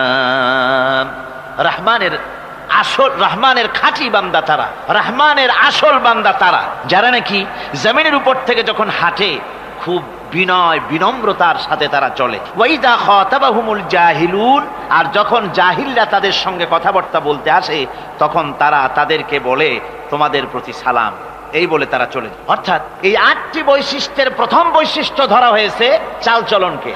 ইমানদার খাঁটি বান্দা যারা, তাদের চাল চলন সম্পর্কে প্রথম বৈশিষ্ট্য ধরা হয়েছে। তার মানে হচ্ছে নির্লজ্জ, স্বৈরাচার, মাস্তান, গুন্ডা, বদমাশ, অত্যাচারী, এদের চালচলন এক ধরন। আবার অন্যদিকে ব্যক্তিত্ব সম্পন্ন, মর্যাদাবান, এরপরে শিক্ষিত, ভদ্র, মার্জিত, তাদের চালচলন ভিন্ন ধরনের। এই 2 শ্রেণীর চালচলন কি একরকম হয় নাকি? একরকম হয় না। তার কারণ হচ্ছে ব্যক্তির চালচলনের মাঝেই তার অবস্থাটা বোঝা যায় যে আসলে লোকটি কেমন। আল্লাহ রাব্বুল আলামিন এই কথার দ্বারা এটা প্রমাণ করতে চান যে মোমেন বান্দা যারা হবে, আল্লাহর খাঁটি বান্দা যারা হবে, তাদের পরিচয় দেওয়া লাগবে না। তাদের চালচলন দেখে, তাদের হাঁটা দেখে, তাদের চলা দেখে, তাদের বলা দেখে, তাদের আচরণ দেখে লোকেরা বুঝতে পারবে যে ইনি হচ্ছেন আল্লাহর একজন খাঁটি বান্দা, একজন মোমেন ব্যক্তি, একথা বুঝতে পারবে। আর সে ব্যক্তি জমিনের উপরে চলবে খুবই বিনম্র ভাবে। কোরআনে কারিমে অন্য জায়গায় আল্লাহ রাব্বুল আলামিন বলেছেন, ওয়ালা তামশি ফিল আরদি মারহান ইন্নাকা লান তাখরিকাল আরদা ওয়া লান তাবলুগাল জিবালা তুলা। আমার জমিনের উপরে অহংকারের পদবরে হেঁটো না, আমার জমিনের উপরে অহংকার করে জমিনের উপরে হেঁটো না। তুমি জমিনের উপরে অহংকার করে হেঁটে পদাঘাত দিয়ে আমার এই জমিনকে ফাটায় দিতে পারবে না। আর তুমি লাফ দিয়ে আমার আকাশে, আমার পাহাড়ের উচ্চতাও তুমি ছাড়িয়ে যেতে পারবে না। অহংকার করে কেউ কি পায়ের আঘাত দিয়ে জমিনটাকে ফাটায় দিতে পারে? কি বলেন, পারবে? আর অহংকার করে লাফ দিয়ে পাহাড়ের উচ্চতাও কি কেউ ছাড়িয়ে যেতে পারবে? পারবে না। সুতরাং অহংকার, মোমেন ব্যক্তি যারা, তারা অহংকার করতে পারে না। অহংকার মোমেনের স্বভাব নয়। অহংকার করতে পারে কেবলমাত্র আল্লাহ রাব্বুল আলামিন। অহংকার হচ্ছে আল্লাহ পাকের ইজার। অহংকার কে করতে পারেন? আল্লাহ পাক করতে পারেন। মানুষের অহংকার শোভা পায় না, মানুষ, তোমার আবার অহংকার কিসের? এক ফোঁটা নাপাক পানি দিয়ে যার জন্মের উৎস, এমন নাপাক পানি যা শরীর থেকে নির্গত হলে পরে গোসল করা ফরজ হয়ে যায়, এমন এক ফোঁটা নাপাক পানি যার জন্মের উৎস, তার অহংকার কি? অহংকার করবেন আল্লাহ রাব্বুল আলামিন। হাদিসে কুদসির ভিতরে এসেছে, আল্লাহ পাক বলেছেন, যে ব্যক্তি অহংকার করে সেজন্য আমার চাদর নিয়ে টানাটানি করে। জোরে কোন নাউযুবিল্লাহি মিন যালিক। সুতরাং মুমিন বান্দা যিনি হবেন, আল্লাহর খাঁটি বান্দা, রহমানের খাঁটি বান্দা, সে ব্যক্তি কখনো জমিনের উপর অহংকারের সাথে চলাফেরা করবে না, বরং তার চাল চলন হবে অত্যন্ত বিনম্র। আর কি? আর হলো জাহিলদের সঙ্গে সে কোনো বিতর্কে লিপ্ত হবে না। জাহিলরা গালাগালি দেবে, গালাগালির জবাবে সে গালাগালি দেবে না। জাহিলরা অত্যাচার করবে, অত্যাচারের জবাবে সে অত্যাচার করবে না, বরং তাদেরকে দেখলে, তারা অত্যাচার করতে আসলে, তারা গালাগালি দিলে তাদের জবাবে ইদফা বিল্লাতি হি আহসান, তাদের জবাবে তাদেরকে সালাম দিয়ে সেখান থেকে তারা কেটে পড়বে। সূরা কাসাসে অন্য জায়গায় আল্লাহ রাব্বুল আলামিন একথা আবার এভাবে বলতেছেন, ওয়াইজা সামিউল লাগবা আ'রাদু আনহু ওয়া ক্বালু লানা আ'মালুনা ওয়া লাকুম আ'মালুকুম সালামুন আলাইকুম লা নাবতাগিল জাহিলিন। আল্লাহ পাক বলছেন যে যখন মুমিনেরা পরস্পরে মুমিনদের সাথে জাহিলদের যখন দেখা সাক্ষাৎ হয়ে যায়, যখন ঝগড়ায় লিপ্ত হতে চায়, তখন মুমিনেরা, যারা মুমিন বান্দা, আল্লাহর খাঁটি বান্দা, তারা বলবে যে তোমাদের আমলের প্রতিফল তোমরা পাবা, আমাদের কৃতকর্মের ফল আমরা পাবো, সুতরাং তোমাদের প্রতি সালাম, তোমাদের সাথে আমাদের কোনো সম্পর্ক নাই। ঝগড়াঝাটি না করে তারা ফিরে আসবে। আল্লাহ পাক এরপরে বলেন, ওয়াল্লাযীনা ইয়াবিতুনা লিরাব্বিহিম সুজদান ওয়া কিয়ামা। রহমানের খাঁটি বান্দা তারাই আরেকটি বৈশিষ্ট্য, তাদের এই 2 নম্বরের বৈশিষ্ট্য বার বলা হচ্ছে। রহমানের, আল্লাহর খাঁটি বান্দার 2 নম্বরের বৈশিষ্ট্য সেটা হচ্ছে এই যে তারা রাত কাটায় তার রবের হুজুরে, আল্লাহর দরবারে সেজদা দিয়ে দাঁড়িয়ে থেকে কান্দাকাটি করে তারা রাত গুজরান করে। জোরে বলেন সুবহানাল্লাহ। আর এর বিপরীত যারা, তারা রাত কাটায় রাতের বেলা মদ, জুয়া, সিনেমা, গান বাজনা, অশ্লীলতা, নাটক, হাবিজাবি গল্প গুজব করে তারা তাদের রাত কাটায়। আর যারা মুমিন বান্দা, আল্লাহর বান্দা, যারা খাঁটি বান্দা, তারা এই রাত তারা আল্লাহর ইবাদতের ভিতর থেকে কান্দাকাটির মধ্য দিয়ে দাঁড়িয়ে দাঁড়িয়ে অথবা সেজদার ভিতরে তারা তাদের রাত কাটিয়ে দেয়। কোরআনে কারীমে আল্লাহ রাব্বুল আলামিন একথা এভাবে বলেছেন, তাতাজাফা জুনুবুহুম আনিল মাদাজি'i ইয়াদউনা রাব্বাহুম খাওফান ওয়া তামআন। আমার মুমিন বান্দারা তাদের পার্শ্বদেশ এবং পৃষ্ঠদেশ বিছানার উপরে বেশি রাত থাকে না। তারা তাদের রবের প্রতি রবের ভয়, আল্লাহর ভয়, আশা পোষণ করে, আর তারা আল্লাহকে ভয় করে তারা বিছান থেকে নিজের পিঠকে আলাদা করে নিয়ে তারা রাতের বেলায় আমার কাছে কান্দে, আমার কাছে দোয়া করে, তারা কান্দে, ইবাদত করে। সূরা যারিয়াতের ভিতরে রব্বুল আলামিন বলতেছেন, কানু ক্বালিলাম মিনাল লাইলি মা ইয়াহজাউনা ওয়া বিল আসহারি হুম ইস্তাগফিরুন। আমার এই মুমিন বান্দাগুলি, আমার খাঁটি বান্দা যারা, তারা সারা রাত ঘুমায় না, রাতের একটা অংশ মাত্র তারা ঘুমায়, সারা রাত ঘুমায় না, একটা অংশ তারা ঘুমায়, আর বাকি অংশটুকু শেষ রাত্রে তারা ওঠে আর আমার দরবারে তারা কান্দে, মাপ চায় আর কাঁদতে থাকে, চোখের পানি ফেলতে থাকে। আল্লাহ রাব্বুল আলামিন শেষ রাত্রে প্রথম আকাশে আসেন। হাদিস শরীফে এসেছে, প্রথম আকাশে আল্লাহ রাব্বুল আলামিন এসে দুনিয়ার মানুষকে ডাকেন, কে আছো? গুনাহ করে জীবন বোঝাই করে ফেলেছো, নাফরমানি করেছো, গুনাহ করেছো, অথবা বিপদে পড়েছো, ঋণগ্রস্ত হয়ে পড়েছো, অসুবিধায় পড়েছো, মামলা মোকদ্দমায় পড়েছো, আমার কাছে মাপ চাও, আমার কাছে সাহায্য চাও। এই সময় যে সমস্ত বান্দারা আরামের ঘুমকে হারাম করে আল্লাহর দরবারে কাঁদতে থাকে, তাহাজ্জুদের নামাজ আদায় করে যখন হাত তুলে কাঁদে, আল্লাহ পাক তখন এই দৃশ্য দেখে ফেরেশতাদের বলেন, ও আমার ফেরেশতারা, আমার ওই বান্দাগুলি কাঁদে কেন? সমস্ত মানুষ যখন ঘুমানো, এই বান্দাগুলি কাঁদে কেন বলো? ফেরেশতারা বলে, আল্লাহ তুমি তো ভালো করে জানো। ফেরেশতারা বলে, আল্লাহ আল্লাহ পাক বলবেন তবুও তোমাদের মুখ থেকে শুনতে চাই। ফেরেশতারা তখন বলবে রব্বুল আলামিন তোমার বান্দা গুনাহ করেছে, জাহান্নামের ভয়তে তোমার কাছে কাঁদতেছে, তোমার ভয়তে কাঁদে, জাহান্নামের ভয়তে কাঁদে। আল্লাহ জিজ্ঞেস করেন ফেরেশতারা, ওরা যে আমার ভয়তে কাঁদে ওরা কি আমারে দেখছে নাকি? ফেরেশতারা বলেন না খোদা তোমারে দেখে নাই। আল্লাহ পাক বলেন ওরা আমার যে জাহান্নামের ভয়তে কাঁদে ওই জাহান্নাম তারা দেখেছে নাকি? ফেরেশতারা বলে না আল্লাহ তোমার জাহান্নাম ওরা দেখে নাই, তোমার বেহেশত কিছুই দেখে নাই। আল্লাহ পাক বলেন ও আমার ফেরেশতারা এই বান্দাগুলি আমার দোজখ দেখে নাই, আমাকে দেখে নাই, হাসর মিজান সিরাত কিছুই দেখে নাই, শুধু কোরআনের কথা শুনে, আমার নবীর কথা শুনে, আমার কোরআনের কথা শুনে বিশ্বাস করে আরামের ঘুমকে হারাম করে কিভাবে কাঁদতেছে তাকায় দেখ। আমার রহমতের দরিয়ায় জোশ মেরে গেছে, তোরা সাক্ষী থেকে যা, আমার ওই ক্রন্দনরত বান্দাগুলিকে আমি আল্লাহ মাফ করে দিলাম। আমার ভাইয়েরা, আল্লাহ পাক বলেন আম্মান হুয়া কানিতুন আনা আল-লাইলি সাজিদাও ওয়া কাইমাম। আল্লাহ রাব্বুল আলামিন বলেন সিজদার ভিতরে আর দাঁড়ানোর ভিতরে আমার এই বান্দাগুলি আখিরাতে আমার সঙ্গে দেখা করা লাগবে এই ভয়তে, জাহান্নামের ভয়তে তারা কাঁদে, এভাবে কাঁদতে থাকে। আর আল্লাহ পাক ওই সময় তাদের গুনাহ মাফ করতে থাকেন। কোরআনে কারীমের ভিতরে আল্লাহ পাক বলেন সারা রাত ঘুমাতে আল্লাহ নিষেধ করেছেন, সারা রাত যেন ঘুমায় না, পাইকারি ধরে ঘুমায় না, একটু জাগো। ওয়াজকুর ইসমা রাব্বিকা বুকরাতাও ওয়া আসীলা। সকাল এবং সন্ধ্যায় তোমার প্রভুর তোমার রবের জিকির করো, স্মরণ করো। وَمِنَ اللَّيْلِ فَاسْجُدْ لَهُ وَسَبِّحْهُ لَيْلًا طَوِيلًا। তোমার রাতের বেলায় রাতের একটা অংশ সেজদায় অবনত হও, আর রাতের দীর্ঘ সময় ঘুমায় থেকো না, হয় একটা লম্বা সময় ঘুমাও, কিন্তু একটা অংশ রাখো যে সময় তুমি আমার দরবারে সেজদায় পড়ে যাবে, কাঁদবে। আমার বন্ধুগণ, রাতটা ওয়াজআলনাল লাইলা সুবাতা, আল্লাহ রাব্বুল আলামিন ওয়াজআলনা সুবাতাও আছে, ওয়াজআলনান নাওমা সুবাতা ওয়াজআলনাল লাইলা লিবাসা। ঘুমকে বানাইছেন আল্লাহ শান্তির বাহন, আর রাতকে করেছেন আচ্ছাদন। রাতকে কি করেছেন? আচ্ছাদন।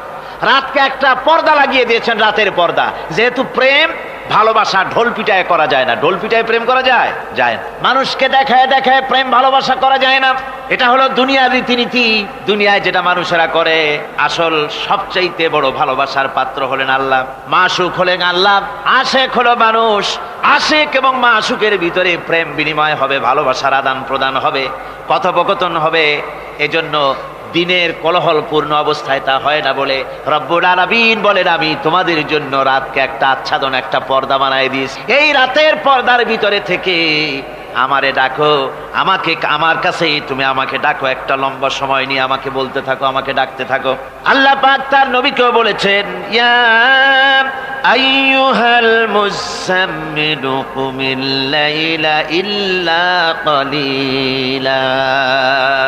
হে চাদর আচ্ছাদিত ব্যক্তি, রাত্রিকালে সালাতে দণ্ডায়মান থাকো, কিন্তু কম, সারা রাত জাগার দরকার নেই। একটা অংশ জাগো যখন তুমি আমার জন্য কাঁদবে, আমার জন্য সেজদায় পড়ে থাকবে। রাসূল পাক সাল্লাল্লাহু আলাইহি সাল্লাম তাহাজ্জুদের নামাজি সেজদায় পড়ে থাকতেন, রাতে ঘন্টার পর ঘন্টা চলে যেতেছে।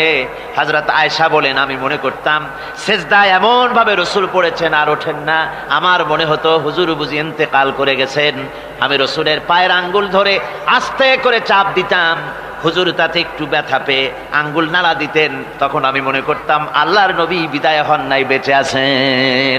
আবার কখনো দাঁড়িয়ে দাঁড়িয়ে নামাজের ভিতরে তেলাওয়াত করতে করতে রাত শেষ হয়ে যেত, আমার মনে হতো এই দাঁড়ানো থেকে হুজুর বুঝি আর রুকুতে যাবেন না। আবার যখন রুকুতে যেতেন মনে হতো এই রুকু থেকে আর বুঝি সেজদায় যাবেন না। আবার যখন সেজদায় যেতেন মনে হতো এই সেজদা থেকে রাসূল বুঝি আর উঠবেন না। সুবহানাল্লাহ। সাহাবায়ে কেরাম জিজ্ঞেস করতেন হে রাসূল, হযরত আয়েশা জিজ্ঞেস করে হে রাসূল আপনি এত কাঁদেন কেন, এত ইবাদত করেন, এত রাত জাগেন? হযরত আয়েশা বলেছেন আল্লাহর নবী দাঁড়িয়ে দাঁড়িয়ে তেলাওয়াত করতে করতে, দাঁড়িয়ে দাঁড়িয়ে নামাজ পড়তে পড়তে পাও মোবারক, কদম মোবারক এমন ভাবে ফুলে যেত সকালবেলায় জুতার মধ্যে পাও ঢুকতো না। সুবহানাল্লাহ। এইভাবে রাসূল পাক কষ্ট করতেন। জিজ্ঞাসা করতে এত ইবাদত কেন করেন? আপনার তো আগের পিছের সমস্ত গুনাহ আল্লাহ মাফ করেছেন, কোনো গুনাহ আপনার নাই, তবু আল্লাহ বলে দিয়েছেন নবী আপনার আগের পিছের সব মাফ। তারপরেও এত কান্দেন কেন? আল্লাহর নবী বলেছেন, ও সাহাবীরাও আমার স্ত্রীরা শোনো, আমি কি আমার বান্দার আমি আমার আল্লাহর শুকরগুজারকারী বান্দায় কি আমি পরিণত হব না? যে আল্লাহ আমাকে এত নিয়ামত দিয়েছেন, আমি কি সেই আল্লাহর শুকরগুজার হব না?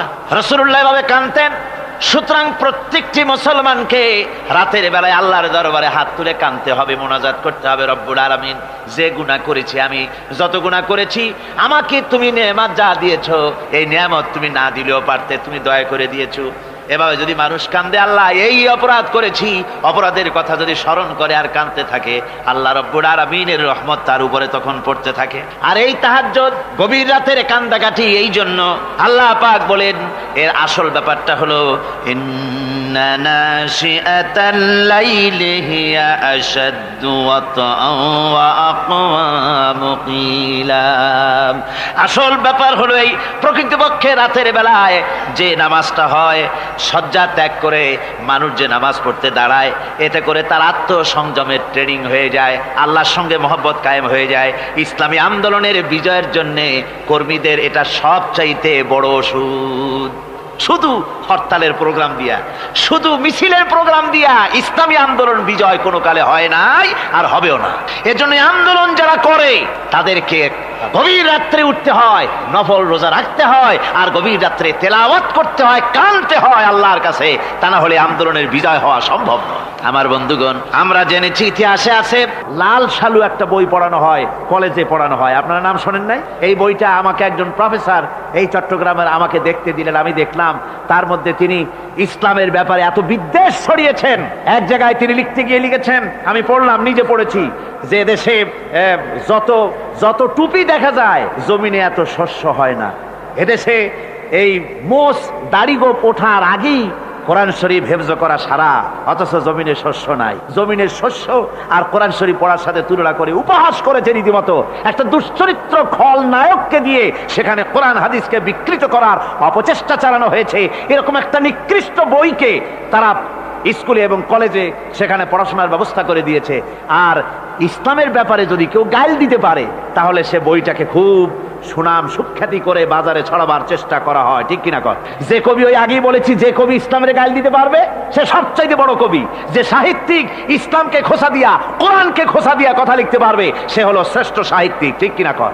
আর এই খ্রিস্টান জগৎ, ইহুদি জগৎ, তারা ইসলামকে আর মুসলমানদেরকে গালাগালি করার জন্য সব সময় মুসলমান নামের কুলাঙ্গারদেরকে বেছে নেয়। যেমন নবুয়াতের উপরে হামলা চালাতে হবে, সেজন্য এই পৃথিবীর নিকৃষ্ট কাফের গোলাম মোহাম্মদ কাদিয়ানির মতো একটা নিকৃষ্ট কাফেরকে তারা বেছে নিয়েছে, জোরে কর নাউজুবিল্লাহ। তার নাম একটা মুসলমানই না। আবার আমাদের দেশে আল্লাহকে, রসুলকে গালি দিতে হবে, দাউদ হায়দারের মতো একটা জাহান্নামের কীটকে তারা বেছে নিয়েছে মুসলমান নামে। আবার রাসূলকে গালি দিতে হবে, হযরত আয়েশা সিদ্দিকা রাদিয়াল্লাহু তাআলা আনহাকে গালি দিতে হবে, সেজন্য মুসলমান নামের কলঙ্ক সালমান রুশদি নামক এক শয়তানকে এই ইহুদিরা বেছে নিয়েছে, ঠিক কিনা কর? কিন্তু এখন সালমান রুশদি যাবা কোথায়? এখন সালমান রুশদির উপরে যিনি হুকুম হজ জারি করেছিলেন, ইমাম খোমেনি বেঁচে নাই, কিন্তু তার হুকুম এখনো বেঁচে আছে। উনি অর্ডার করেছেন, যেখানে পাও সেখানে হত্যা করো, ফাকতুলু সালমান রুশদি হাইসু ওয়াজাদতুম, ওরে যেখানে পাও সেখানে হত্যা করো। এখন ওর দশা হয়েছে এই, চেহারা সার্জারি করে টরিয়া, তারপরে এখন লা ইয়ামুতু ফিহা ওয়ালা ইয়াহইয়া, সে বাঁচিয়াও নাই মরিয়াও নাই, এমন অবস্থা আছে। আমার ভাইরা, আমার মুসলমান মদও যদি খায়, জেনাও যদি করে, রাসূলকে যখন কেউ গালি দেয়, তখন মনে করে আমি একটা অপরাধ করেছি, ঠিক, আমি মদ খাইছি, অন্যায় করেছি, আমি নামাজ পড়ি না, অন্যায় করেছি, কিন্তু আমার রাসূলকে গালি দিয়েছে, ওরে যদি পাই ওর কাঁচা কলিজা চাবায় খাবো, ঠিক কিনা কর? সুতরাং আজকে এইভাবে করে আমার দেশের শিক্ষা ব্যবস্থাকে নষ্ট করা হয়েছে এই ধরনের বই পড়িয়ে। এবং এক শ্রেণীর শিক্ষক আছেন যারা কলেজ ইউনিভার্সিটিতে অপ্রাসঙ্গিকভাবে ইসলামকে গালাগালি করে, আল্লাহকে গালি দেয়, ইসলামকে গালি দেয়, মুসলমানদেরকে গালি দেয়। বরদাস্ত করতে পারি না। বলি, বন্ধুরা, ইসলাম যদি ভালোই না লাগে, তাহলে নামটা মুসলমানি নাম রাখছেন কেন? ঘোষণাটা দিয়ে দেন, আমরাও জানাজা না পড়াবার হাত থেকে বেঁচে যাই, ঠিক কিনা?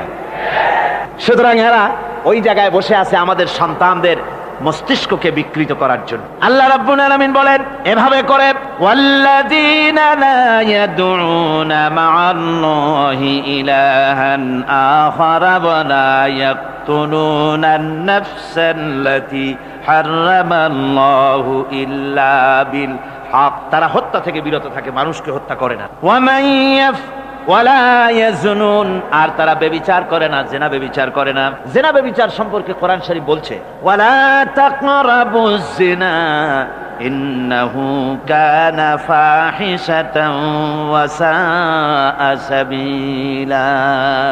জিনা করা তো দূরের কথা, আল্লাহ পাক বলছেন জিনার নিকটবর্তী হয় না। জিনার নিকটবর্তী মানুষ হয় কিভাবে? জিনার নিকটবর্তী হওয়ার জন্য কতগুলি উপকরণ এবং উপাদান আছে। তা হচ্ছে অশ্লীল নৃত্য গীত, তা হচ্ছে যৌন আবেদনমূলক পত্র পত্রিকা, তা হচ্ছে অশ্লীল ছায়াছবি, তা হচ্ছে নারী সৌন্দর্যের প্রদর্শনী। এই সব জিনিসগুলি মানুষকে জেনার দিকে আকৃষ্ট করে। এসব কি আমাদের সমাজে চালু আছে? আমাদের সমাজে আছে? তো জেনার উপকরণ কি কি বললাম? জেনার উপকরণ হচ্ছে সহশিক্ষা, জেনার উপকরণ হচ্ছে নারীর সৌন্দর্য প্রদর্শনী, জেনার উপকরণ হচ্ছে অশ্লীল পত্র পত্রিকা এবং অশ্লীল ছায়াছবি। এগুলি মানুষকে জেনার দিকে আকৃষ্ট করে, উদ্বুদ্ধ করে। এসব আমাদের সমাজে চালু আছে।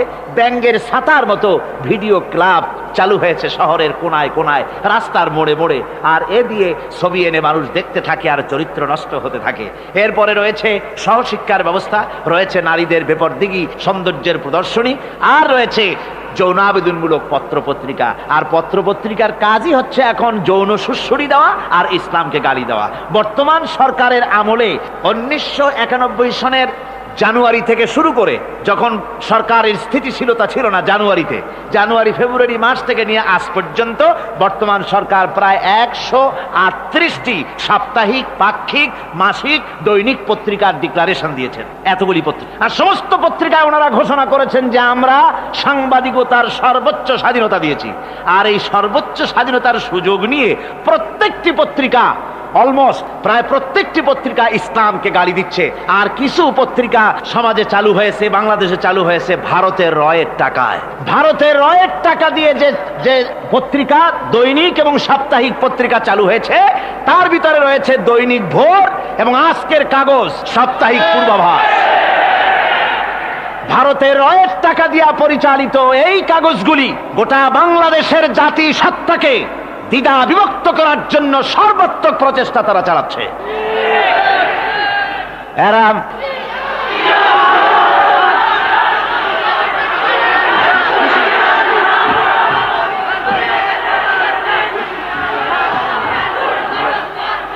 আমার বন্ধুগণ, এ ধরনের একটা না, প্রয়োজন হলে সব নাম আমরা তুলে ধরবো।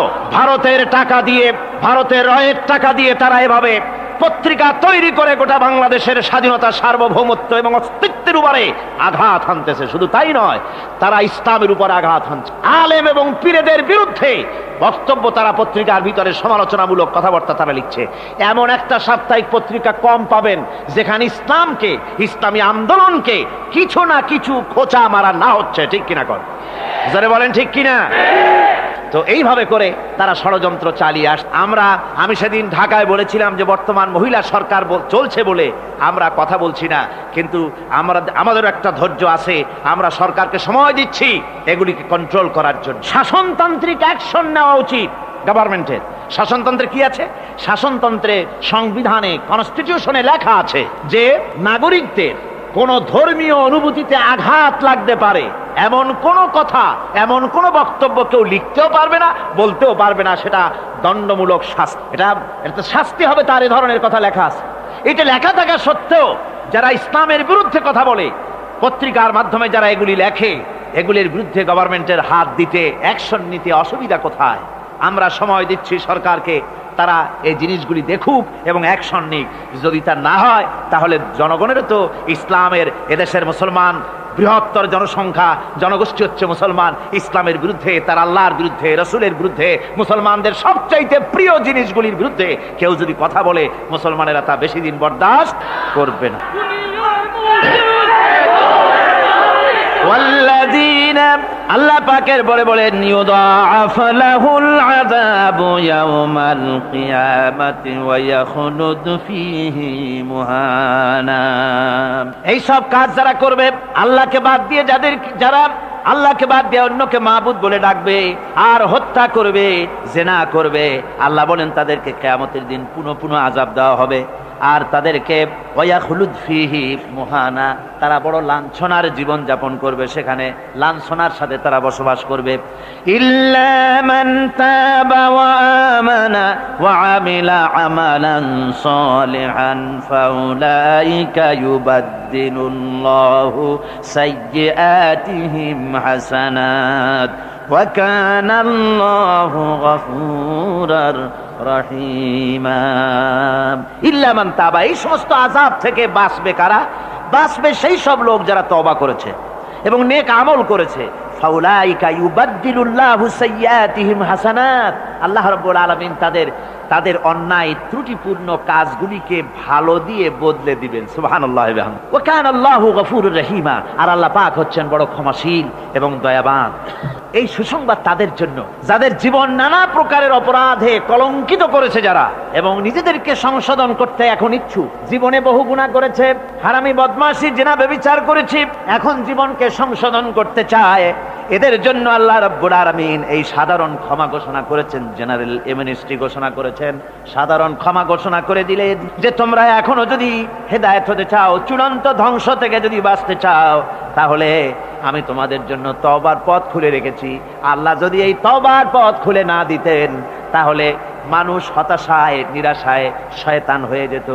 তার মানে আরো পাপ করত। যখন আর কোনো গুনাহ যখন মাফই হবে না, তখন আর কি করা যায়? আরো বেশি পাপের মধ্যে লিপ্ত হয়ে যায়। আমার ভাইরা, আল্লাহ রাব্বুল আলামিন মানুষের জন্য তওবা করার জন্য, গুনাহ মাফের জন্য দরজা খুলে রেখেছে। ইবনে জারীর তাবারীর একটি বর্ণনা এসেছে, হযরত আবু হুরায়রা রাদিয়াল্লাহু তাআলা আনহু তিনি বলছেন যে আমি এশার নামাজ পড়ে মসজিদে নববী থেকে এশার নামাজ পড়ে ঘরে আসতেছিলাম। ঘরে আসার সময় দেখি আমার দরজার কাছে একজন মহিলা দাঁড়ান। সে আমাকে সালাম বলল, আমি তাকে তার সালামের জবাব দিয়ে ঘরের মধ্যে প্রবেশ করলাম। কিছুক্ষণ পর ওই মহিলা দরজায় নক করলেন। আমি দরজা খুলে জিজ্ঞেস করলাম, কি চাও? তিনি বললেন যে আমি শয়তানের ওয়াসওয়াসায় পড়ে জিনা করেছি এবং এই জিনা করার পর আমি গর্ভবতী হয়েছি, এরপরে একটা সন্তান হয়েছে, আমি সেই সন্তানকেও মেরে ফেলে দিয়েছি। এখন আমার বাঁচার পথ, আমার এখন এই গুনাহ মাফ হওয়ার পথ। হযরত আবু হুরায়রা রাদিয়াল্লাহু তাআলা আনহু বলছেন যে অসম্ভব, তোমার এই গুনাহ মাফ হবে না। মহিলা তখন যাওয়ার সময় কাঁদতে কাঁদতে কপালে আঘাত করতে করতে যাচ্ছিল যে আরে শরীরের এই রূপ, এই যৌবন, এই সৌন্দর্য কি তৈরি হয়েছিল জাহান্নামের আগুনে জ্বলার জন্য?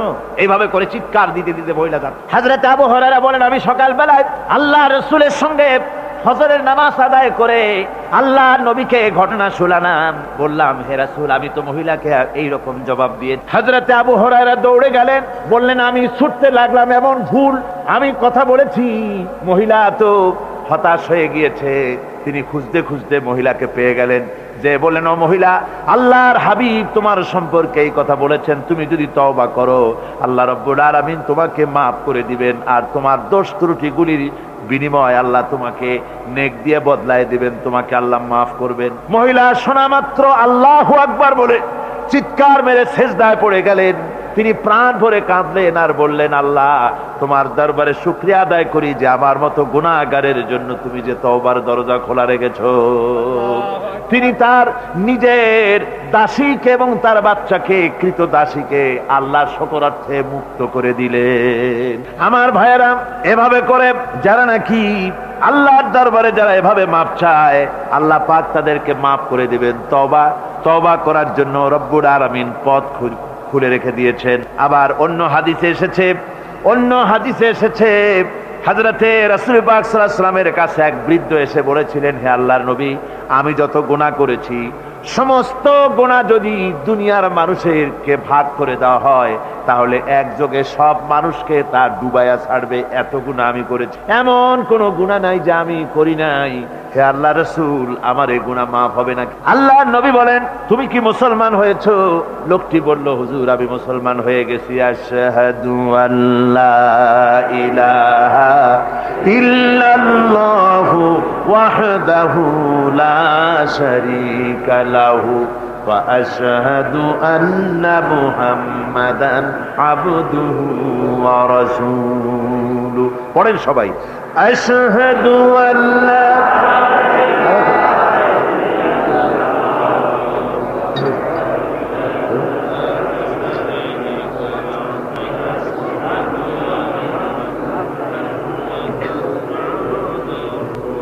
ওই লোকটি যখন কলেমা পড়লেন, বললেন আমি মুসলমান হয়েছি, আল্লাহ নবী বলেন শোনো আল্লাহর বান্দা, তুমি যখন কলেমা পড়েছো তোমার পেছনের তামাম জিন্দেগির সমস্ত গুনাহ খাতা আল্লাহ রাব্বুল আলামিন মাফ করে দিয়েছেন। শুধু মাফ করেন নাই, আরো কি করেছেন? ওয়ায়ুবাদদিলুল্লাহু সাইয়্যাতিহিম হাসানাত। দোষ ত্রুটি তোমার যা আছে, যে ব্যক্তি তওবা করে আল্লাহর পথে চলে, নেক আমল করে, পেছনের জীবনের দোষ ত্রুটি যা করেছেন সবগুলির বদলে আল্লাহ রব্বুল আলামিন নেকি লিখে দিবেন। জোরে বলেন সুবহানাল্লাহ। তার মানে হচ্ছে জীবনে যত অপরাধ করেছিল তওবা করে যখন ভালো কাজ করবে, আর পেছনের কথাগুলি যখন মনে করবে গভীর রাত্রে, আল্লাহ আমি এই ধরনের পাপ করেছিলাম, চুরি করেছি, ডাকাতি করেছি, জেনা করেছি, মদ খেয়েছি, মিথ্যা কথা বলেছি, এই সব কথা বলে যত অনুশোচনা করবে আর অনুতপ্ত হবে, চোখ দিয়া যত পানি পড়বে, নতুন নতুন করে তার আমল নামে আল্লাহ নেকি লিখতে থাকবেন। জোরে বলেন সুবহানাল্লাহ। রব্বুল আলামিন তার বান্দাকে এত ভালোবাসেন, একজন সাহাবী কতগুলি পাখির বাচ্চা নিয়ে রাসূলের কাছে হাজির হয়েছেন। আল্লাহ নবী বলেন এই পাখির বাচ্চাগুলি আনলা কেন? সাহাবী বলেন হুজুর এই পাখির বাসাটা ভেঙে গিয়েছিল, বাচ্চাগুলি যখন ধরলাম ওর মা আমার মাথার উপরে ঠোকরাতে লাগলো, সে নিজের জীবনের মায়াকে উপেক্ষা করে বাচ্চাগুলিকে হেফাজত করার জন্য আমার উপরে ঝাঁপিয়ে পড়লো। আমি নিয়ে এসেছি এখানে, এই দেখুন ঘরের মধ্যে ঢুকেছে, এখানে ওই পাখিটা এসেছে। আমি রাসূলকে দেখাতে এলাম প্রাণী জগতে মায়ের সন্তানের প্রতি কত মায়া, সেটা দেখাতে এলাম। আল্লাহর নবী বলেন ও সাহাবী, প্রাণী জগতে সন্তানের প্রতি মায়ের কতটুকু মহব্বত তুমি তাই আমাকে দেখাতে এসেছো। শোনো, এই প্রাণী জগতে সন্তানের প্রতি মায়ের যত মহব্বত, তার চাইতে লক্ষ কোটি গুণে বেশি মহব্বত বান্দার প্রতি আল্লাহ রব্বুল আলামিনের। মহব্বতকে, করুণাকে, রহমতকে, ভালোবাসাকে 100 ভাগ করা হয়েছে। 100 ভাগ করে 99 ভাগ আল্লাহ নিজের কাছে রেখেছেন, আর একটা ভাগ তামাম পৃথিবীর প্রাণী জগতে আল্লাহ ছড়াই দিয়েছেন। একটা ভাগ দিয়েছেন সারা দুনিয়ায় প্রাণী জগৎ, সেই একটা ভাগে এই শত সহস্র কোটি প্রাণীর মধ্যে যেটুকুন আমরা পাইছি, এতটুকুন মহব্বতে সন্তানের জন্য কলিজায়, সন্তানের কোনো অকল্যাণ হলে কলিজায় পানি থাকে না, সন্তানের কোনো অসুবিধা হলে বা মা বাপের কষ্ট হলে বা কারো কোনো কষ্ট হলে আমরা এই ধরনের আমাদের অবস্থা সৃষ্টি হয়ে যায়।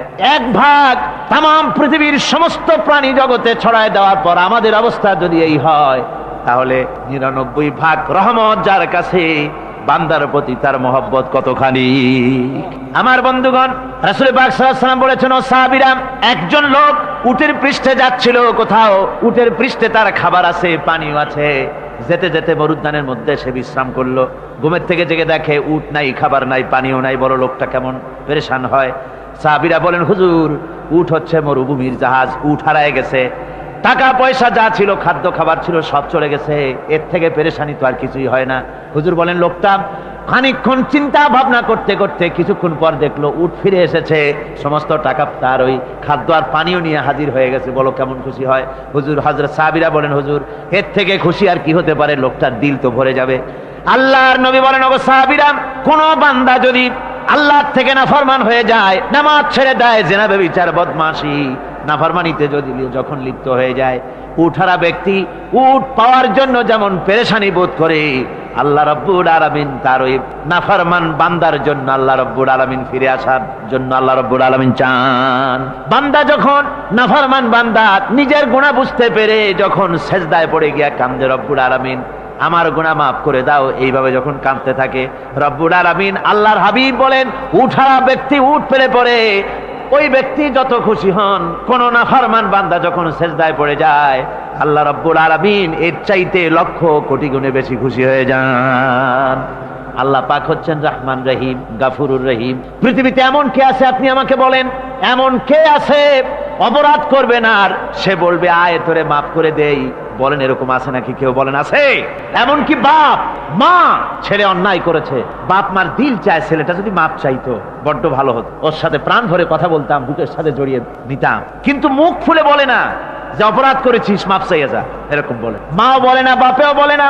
কিন্তু একমাত্র মহান সত্য রব্বুল আলামিন, বান্দা যখন গুনাহ করে আল্লাহ ডাকে, বান্দারে গুনাহ করেছিস ফিরে আয়, আমি তোরে মাফ করে দেব।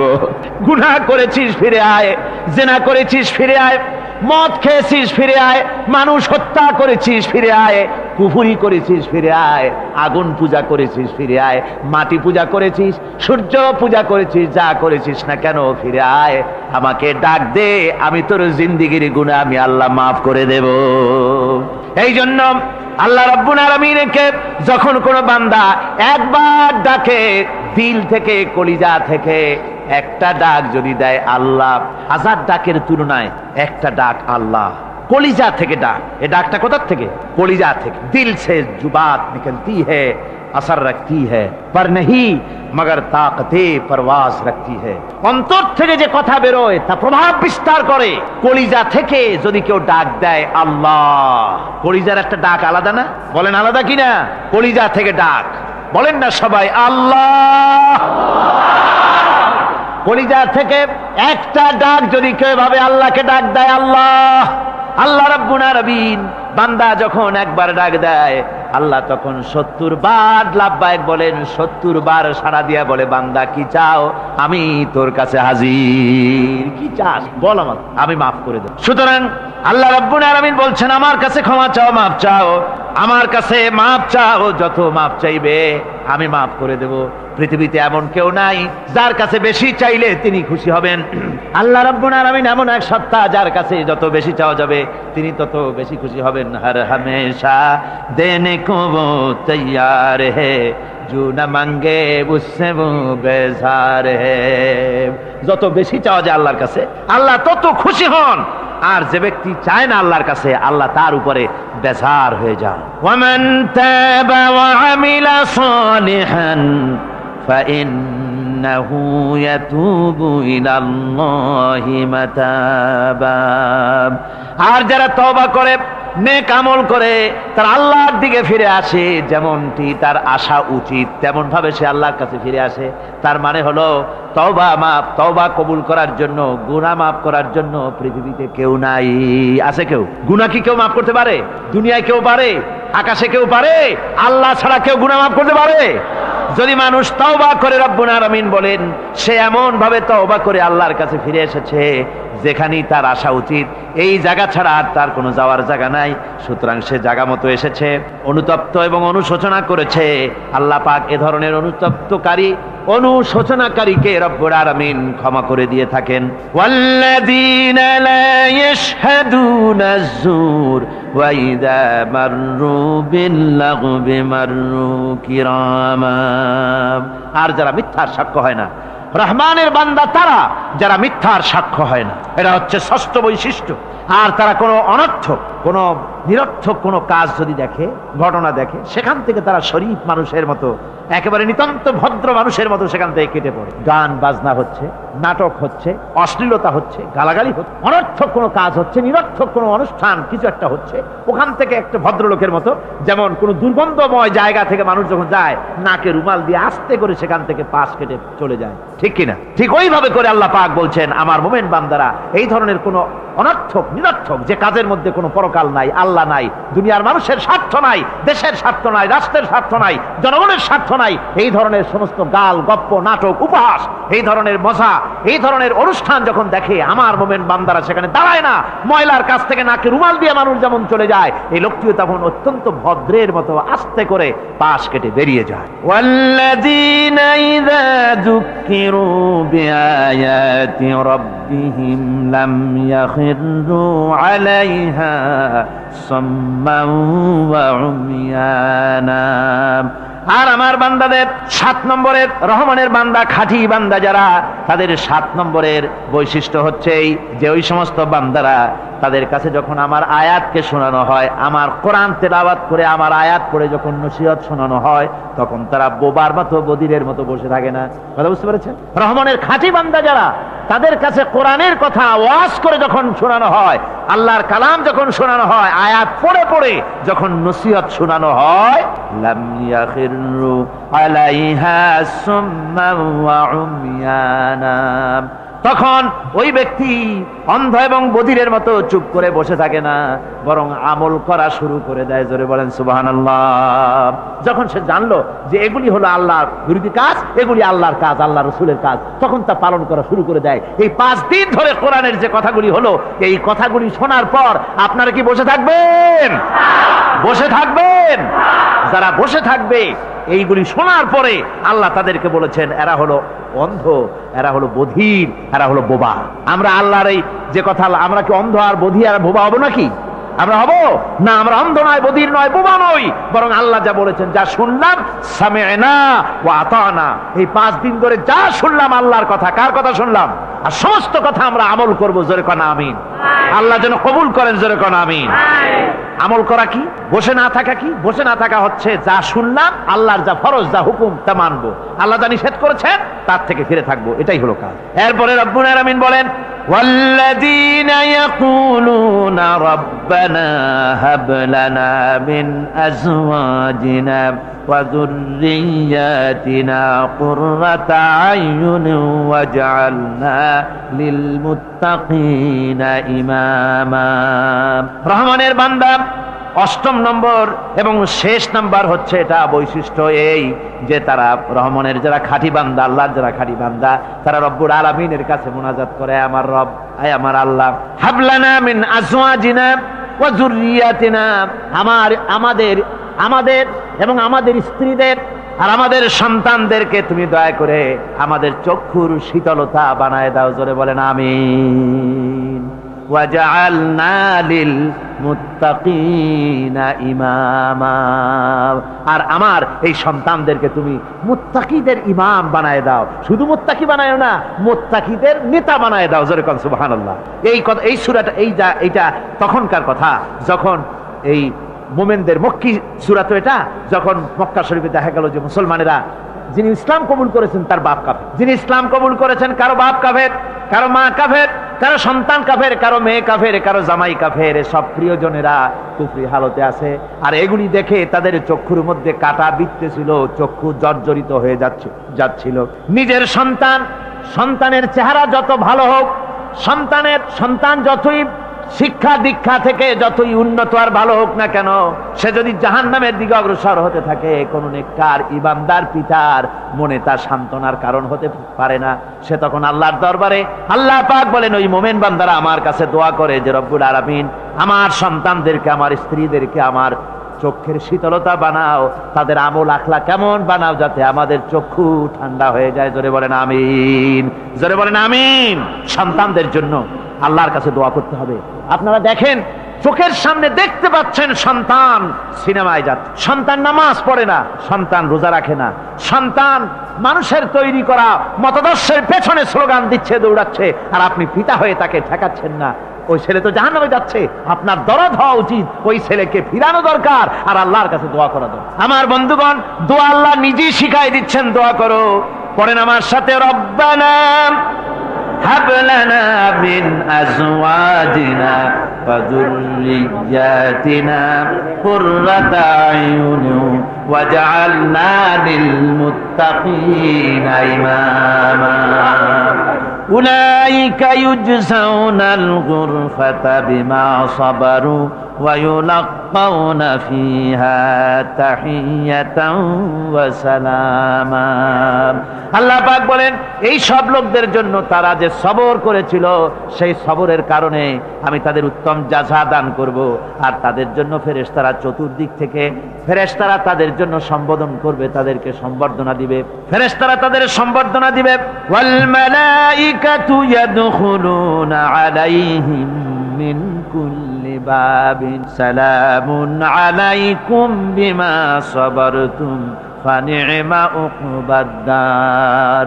চতুর্দিক থেকে ফেরেশতারা আসতে থাকবে আর তারা সালাম দিতে থাকবে, তাদেরকে সম্বর্ধনা দেবে বেহেশতীদেরকে, আর বলবে তোমাদের জন্য এই পরকালের এই ঘরটাই জায়গাটা কতই না উত্তম করে আল্লাহ তৈরি করে রেখেছেন। বলেন সুবহানাল্লাহ।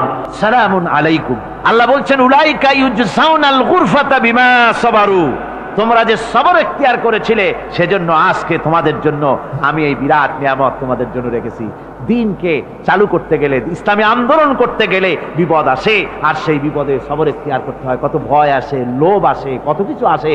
এগুলিকে উপেক্ষা করে যারা ইসলামী আন্দোলনের জন্য নফসের খাহেশকে, আরামকে হারাম করে দিয়ে আন্দোলনে যারা ঝাঁপিয়ে পড়তে পারে, তাদের জন্য আল্লাহ পাক এই সমস্ত নেয়ামত রেখে দিয়েছেন। কুল মা ইয়াবাউ বিকুম রাব্বি লাউলা দুআউকুম ফাকাদ কাযযাবতুম ফাসাউফা ইয়াকুনু লিজামা। ও নবী, আপনি এদেরকে বলেন, আপনি এই লোকগুলিকে বলেন যে তোমাদের ব্যাপারে আল্লাহর কি প্রয়োজন পড়েছে যদি তোমরা আল্লাহকে নাই ডাকো, আল্লাহর কাছে যদি দোয়া না করো, যদি হাত না পাতো, আল্লাহকে যদি না ডাকো, তাহলে তোমাদের এদিকে আল্লাহর দরকারটা। ফাকাদ কাযযাবতুম, তোমরা তো অস্বীকার করে চলছো। ফাসাউফা ইয়াকুনু লিজামা, খুব তাড়াতাড়ি করে তোমরা বুঝতে পারবে, এমন অবস্থা, এমন আযাব আসবে যে তখন তোমাদের প্রাণ বাঁচানোই দায় হয়ে পড়বে। আমার বন্ধুগণ, একটা মানুষের সাথে মানুষের সৃষ্টি আর পাথরও সৃষ্টি। পাথরও একটা মাখলুক, মানুষও মাখলুক। পাথরের সাথে মানুষের পার্থক্য কোথায়?